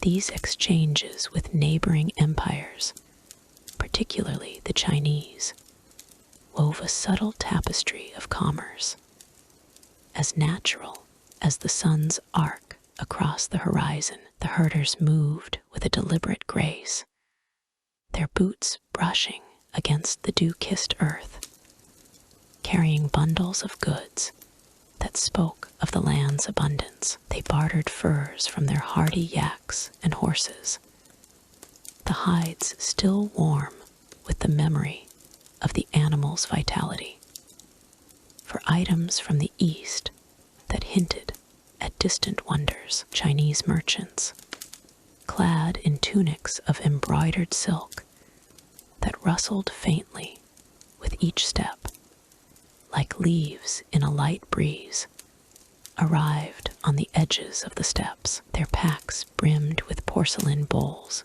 smooth as river stones and teas, that released a soothing aroma of earth and flowers.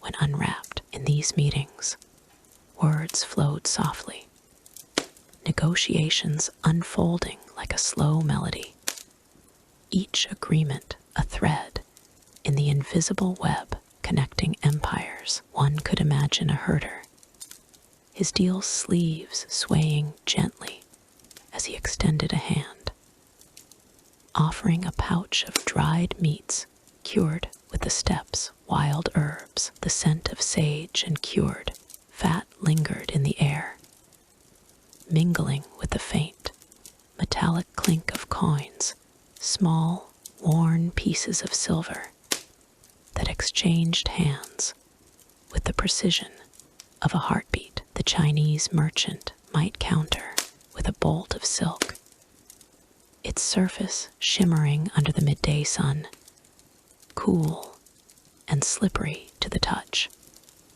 evoking the whisper of a distant river. This cloth, he might say with a wry smile, holds the secrets of our weavers, as your herds hold the strength of your plains. The herder, eyes crinkled in amusement, would nod, knowing the value lay not just in the material, but in the stories it carried. Tales of silkworms toiling in hidden groves far away, drawing from the accounts of travelers like Marco Polo, who wandered these paths and marveled at the Mongol's knack for turning even the most rugged outposts into hubs of exchange. One sees how trade flourished beyond the glare of official decrees. Polo spoke of the Mongols' openness to foreign goods, how they welcomed merchants who brought spices that warmed the tongue like a comforting fire, or inks that flowed across parchment with the ease of a stream. Yet in these everyday barters, there was no grand procession, no caravans laden with pomp, just simple, face-to-face dealings under the open sky. A herder might trade a string of amber beads, polished to a soft glow that caught the light like captured stars, for a sack of rice that promised sustenance through harsh winters, its grains sliding together with a hushed, grainy murmur as the sun dipped lower, casting a golden haze over the grasslands. The air grew cooler, carrying the faint rustle of wind through the merchants' banners. Simple cloths dyed in hues of indigo and crimson, flapping lazily like the wings of resting birds. The herders, their deals now dusted with the day's earth, sat in circles, sharing cups of fermented mare's milk that fizzed gently on the palate, its tartness a subtle reminder of the land cycles. The Chinese traders, ever adaptable, joined in, their voices low and rhythmic, discussing not just prices, but the curiosities of their worlds. One might hear the soft clack of ivory counters used for tallying, each piece cool and smooth, echoing faintly like distant raindrops, as deals were struck with a nod rather than a flourish. Amid this serene rhythm, there lingered a quiet mystery, the kind that Marco Polo himself hinted at in his writings, the unrecorded trade deals that slipped through the cracks of history like shadows at dusk. Not every exchange was noted in the ledgers or recounted in tales. Some agreements were sealed with a mere glance or a shared laugh, vanishing into the vastness of the steppes. Perhaps a herder bartered a rare falcon, its feathers ruffling in the breeze, with a whisper's soft sound. For scrolls of paper, thin as whispers, containing knowledge that never found its way into official archives, these unseen transactions, born of trust and necessity, added a layer of intrigue, a subtle wit to the proceedings. How could one quantify the value of a secret shared under the stars, or the unspoken promise that ensured future meetings? Polo noted the Mongols' shrewdness in such matters, their ability to navigate alliances without fanfare, leaving historians to ponder what was lost to time in the glow of evening fires, where flames flickered with a calming dance, casting warm light on faces etched with the day's labors. The herders and merchants alike savored the moment, the crackle of wood mixed with the distant bleat of sheep, creating a symphony of sounds that lulled the senses. A merchant might unwrap a bundle of jade ornaments, their surfaces cool and weighty, polished to reveal veins of green that evoked the depths of ancient forests, and offer them for a selection of pelts that carried the earthy scent of the wild. The herder, in turn, would run his fingers over the jade, feeling its smooth contours, and smile at the balance achieved a wit in the exchange, as if the items themselves conspired in the deal. Yet beyond the tangible, there was the essence of connection, the way trade wove lives together across borders. Marco Polo described how the Mongols, despite their warrior roots, fostered a network where goods from China teas that steeped to release a fragrant steam, curling like morning mist, or lacquerware that gleamed with the depth of polished stone flowed freely. Herders in their deals, with sleeves that billowed like gentle waves, embodied this flow, their barters a testament to resilience and adaptation. One could almost hear the soft thud of a merchant's satchel settling on the ground, the leather creaking faintly as final agreements were reached, each one a small victory against the uncertainties of the world. As night fell,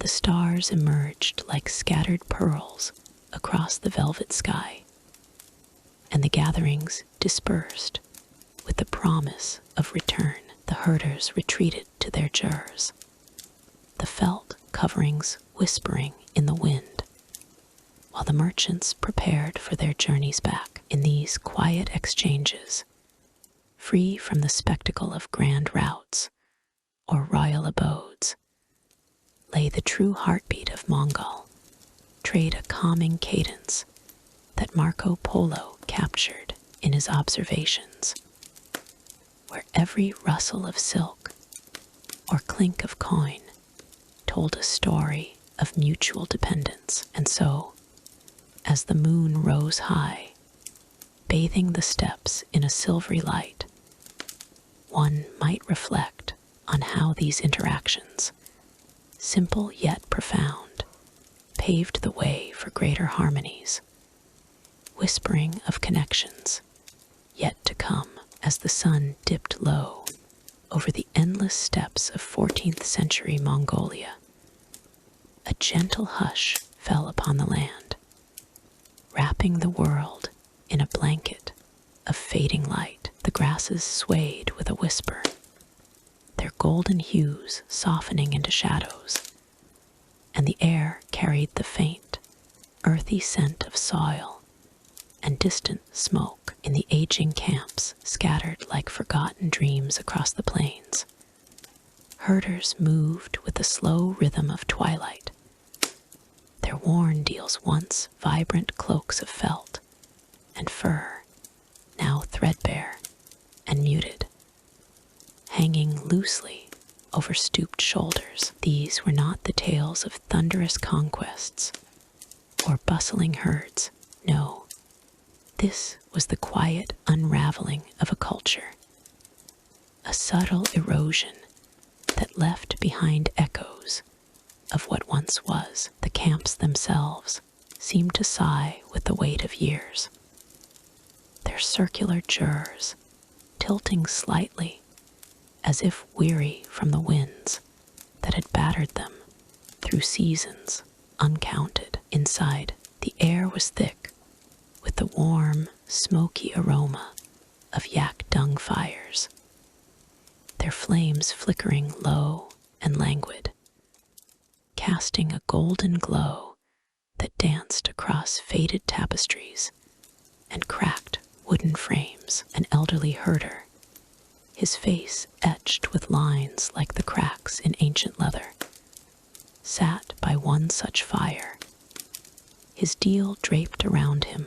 like a second skin, its colors bled away by sun and storm. He stirred the embers with a gnarled stick, the soft crackle a lullaby to the encroaching night, and the scent of charred herbs mingled with the cool breeze that slipped through the jur's door flap. In these moments, the steppes felt vast and velvety, a sea of tranquility where the stars began to prick the darkening sky. The herders, their numbers thinned by time's gentle hand, spoke little, their voices a murmur like the rustle of grass under a light wind. One might pause to adjust a saddle blanket, its wool frayed and soft, evoking memories of journeys long past, while another gazed out at the horizon,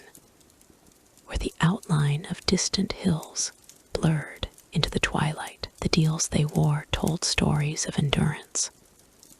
Patches sewn with coarse thread spoke of men's made in quieter days, and the faint, musty odor of aged fur whispered of winters survived, and springs that never fully returned. Yet there was a subtle wit in their persistence, a quiet irony in how these garments, once symbols of nomadic pride, now served as humble shrouds against the chill. As the night deepened, the fires dimmed further, their glow a warm embrace that invited reflection. The decline had crept in like the fog that rolled across the plains at dawn, obscuring the paths once trod with certainty. Historians like Giovanni, in his distant accounts from the courts of the conquerors, had noted the seeds of change, though his words painted a picture far removed from these humble encampments. He spoke of the great Khan's empires stretching wide, but here, in the heart of the homeland, the fragmentation was a personal unraveling. Camps that had once bustled with the energy of clans now stood sparse, their structures leaning as if echoing the fatigue of their inhabitants. A herder might run his fingers over a worn bridle, its leather smooth from years of use, and feel the absence of the vitality that had defined their way of life. The mystery of it all lay in the unrecorded whispers of the wind, a puzzle wrapped in the very fabric of the steppes. What forces had conspired to fray the threads of this herder culture? Giovanni's chronicles hinted at internal divisions, the fracturing of alliances that once bound the tribes, but the true causes remained elusive, like shadows fleeing before the morning light. Perhaps it was the relentless cycle of harsh winters, where the air grew sharp with frost and the ground hardened underfoot, leaving herds diminished and spirits subdued, or maybe the weight of distant wars, fought in lands beyond the horizon, had sapped the strength from the core, yet no definitive answer emerged, adding a layer of gentle intrigue to the narrative, a subtle enigma that invited contemplation rather than alarm. In one camp, an old woman sat weaving by the fire's edge, her movements deliberate and serene.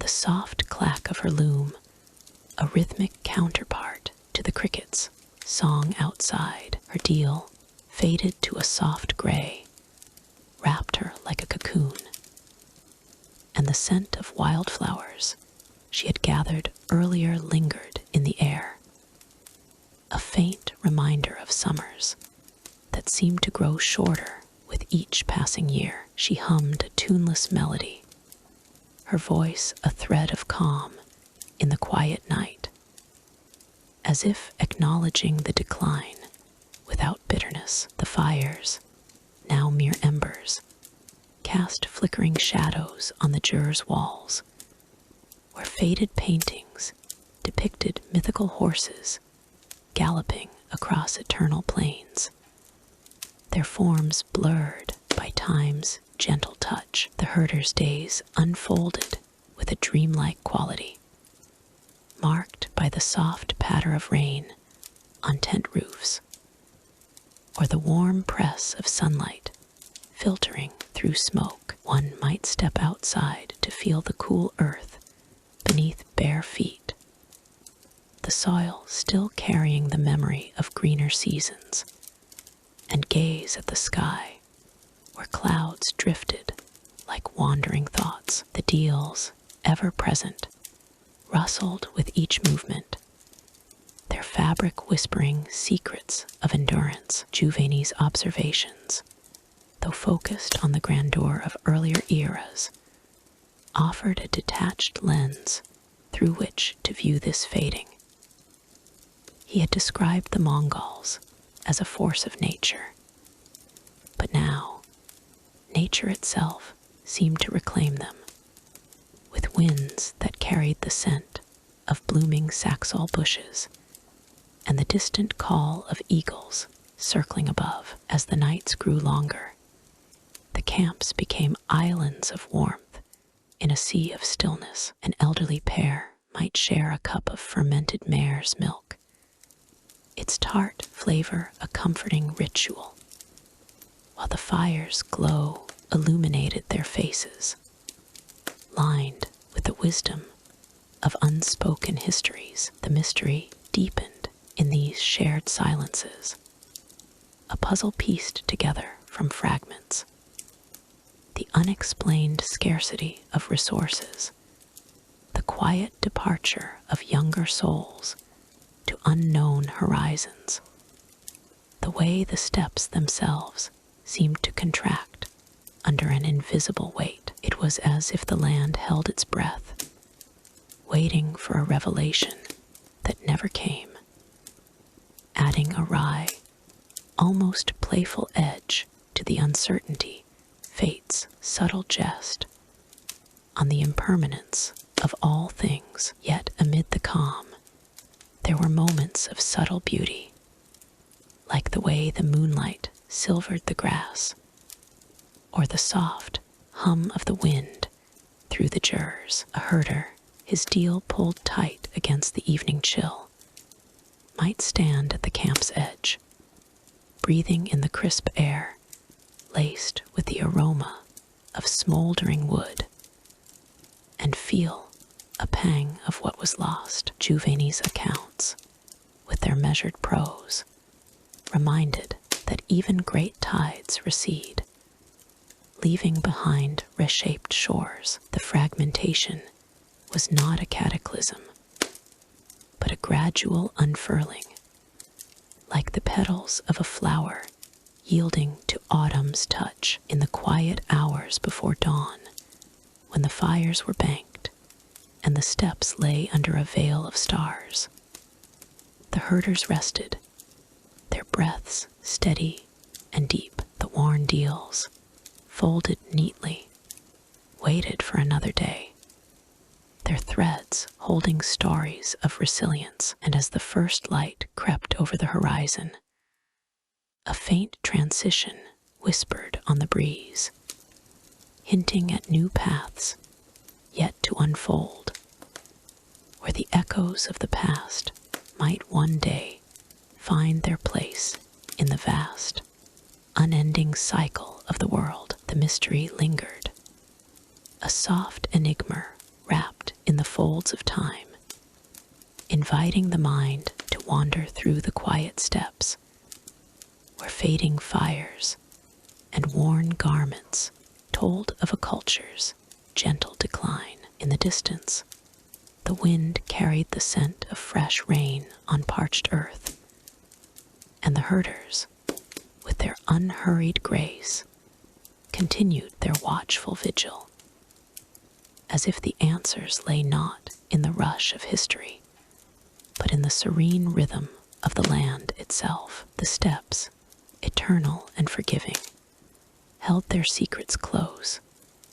allowing the night to envelop all in a calming embrace, where even the shadows seemed to smile with subtle wit at the passage of ages. As the sun rose higher, casting a warm glow over the camps, the narrative of decline wove seamlessly into the fabric of memory, a lullaby for those who listened closely to the whispers of the wind. The elderly herders, with their steadfast presence, embodied the quiet strength that endured, even as the mysteries of their fading world remained tenderly unresolved. And in this serene tableau, the steppes stretched onward, a canvas of subtle colors and scents, where the past and future blurred into a peaceful haze. The fires,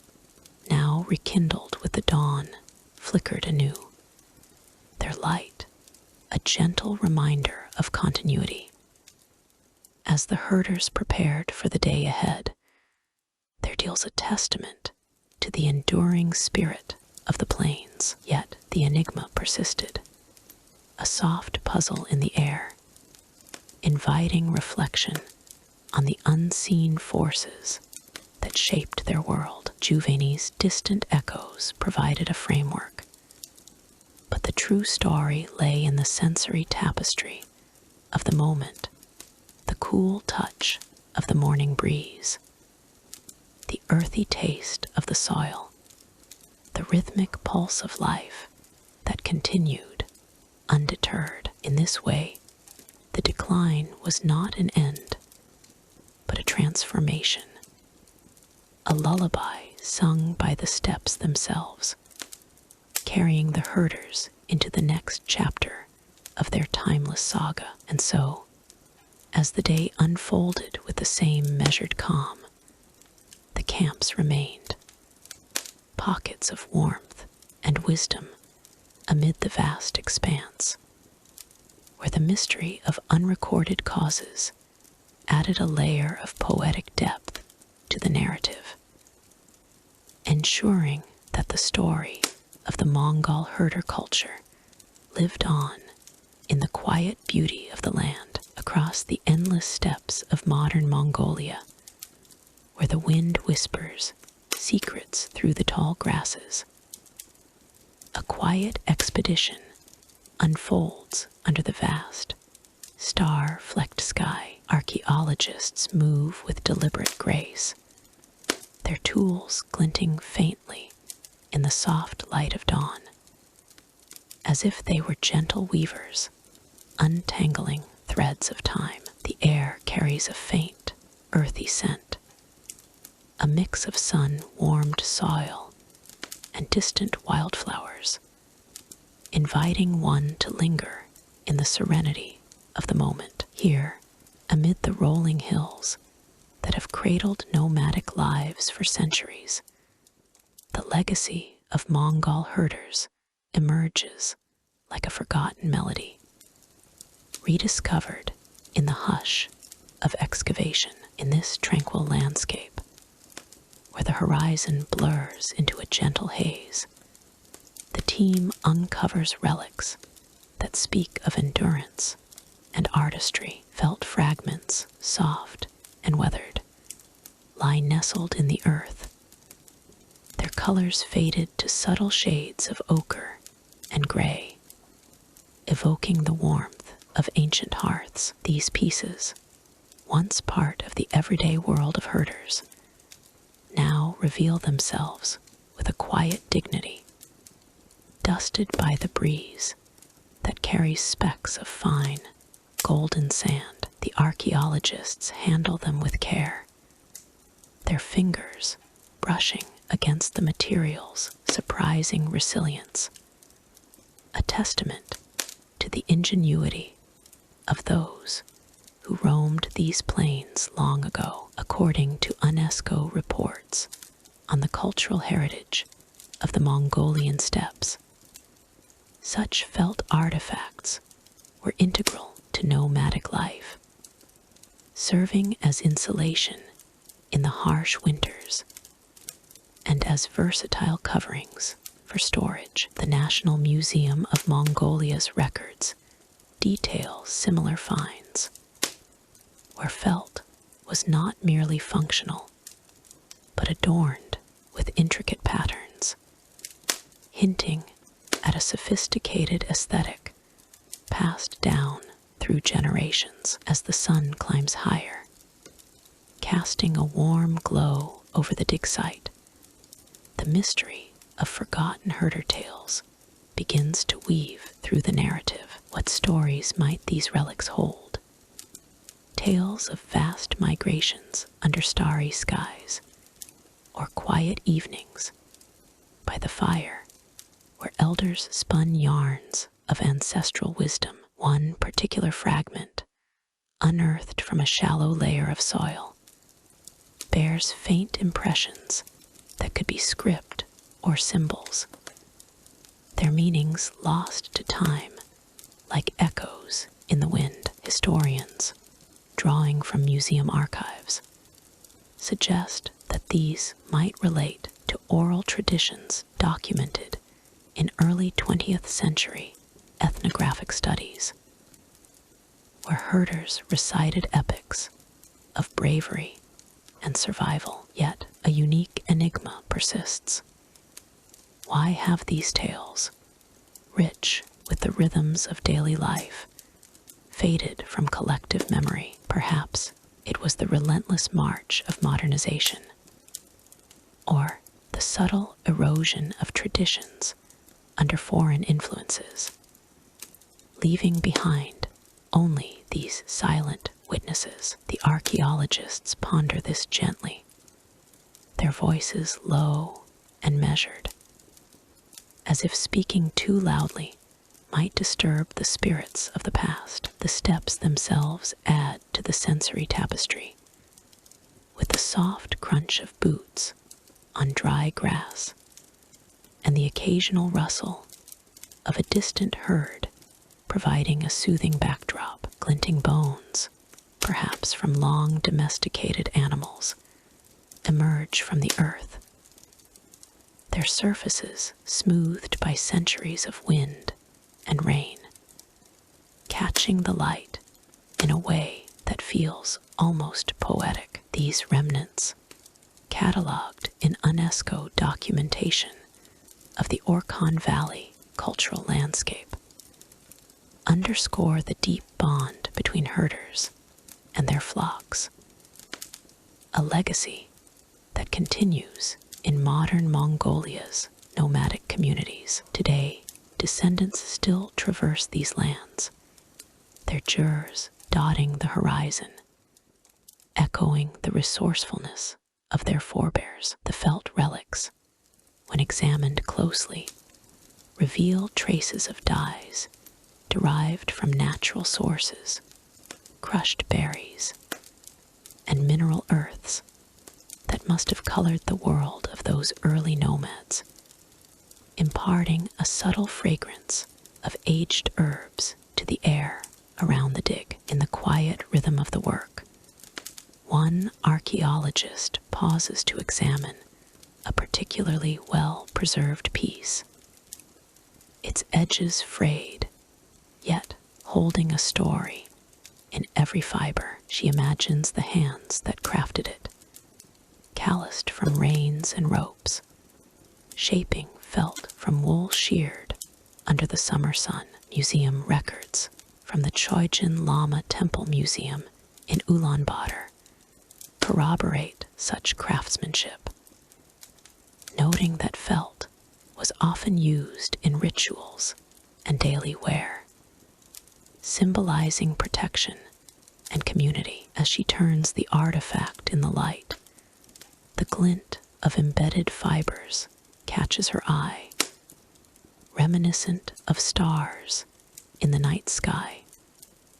and she wonders about the tales that accompanied its making. Was there a herder who wove in symbols of good fortune?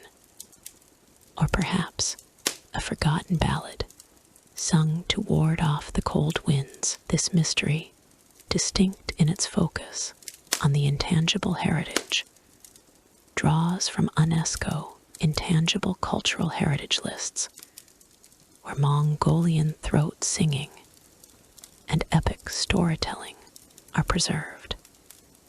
Yet these felt-bound secrets remain elusive, waiting to be deciphered. The day deepens, and the team works on, the sun's warmth giving way to a cooler breeze that carries the faint, sweet scent of wild thyme. Each discovery adds layers to the legacy, like a lullaby building verse upon verse. Historical examples abound.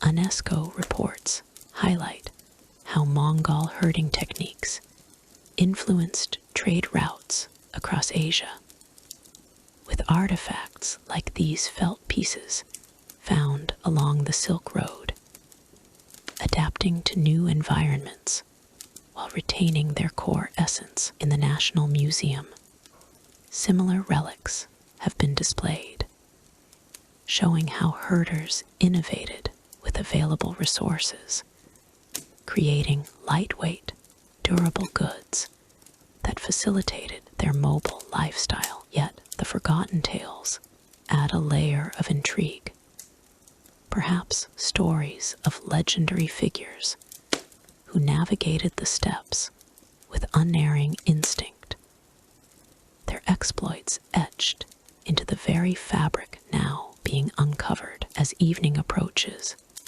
the sky paints itself in soft pastels, and the archaeologists gather their finds, wrapping them in protective cloths that mimic the felt's gentle texture. The mystery lingers, a soothing puzzle that invites reflection rather than urgency, much like the steppes themselves, vast and unchanging, holding secrets in their folds. Glinting bones and dusty relics are carefully documented, their sensory details noted. The cool, smooth feel of aged bone under fingertips, the earthy aroma that rises when the soil is disturbed, the subtle play of light on faded patterns. These elements not only connect the past to the present, but also remind us of the enduring spirit of the Mongol people, whose legacy thrives in the quiet resilience of their descendants. In this serene exploration, one can't help but feel a subtle wit in the way history reveals itself slowly, almost playfully, as if the steppes are teasing out their stories, one grain of sand at a time. The archaeologists, with their patient tools and thoughtful gazes, embody this legacy, bridging eras with each careful brushstroke. As the stars begin to emerge, twinkling like distant campfires, the expedition draws to a close, leaving room for the next chapter in this timeless narrative. And so, as the night settles over the steppes, with the wind carrying whispers of what might come, we turn our thoughts to the horizons yet unexplored, where more legacies await their rediscovery.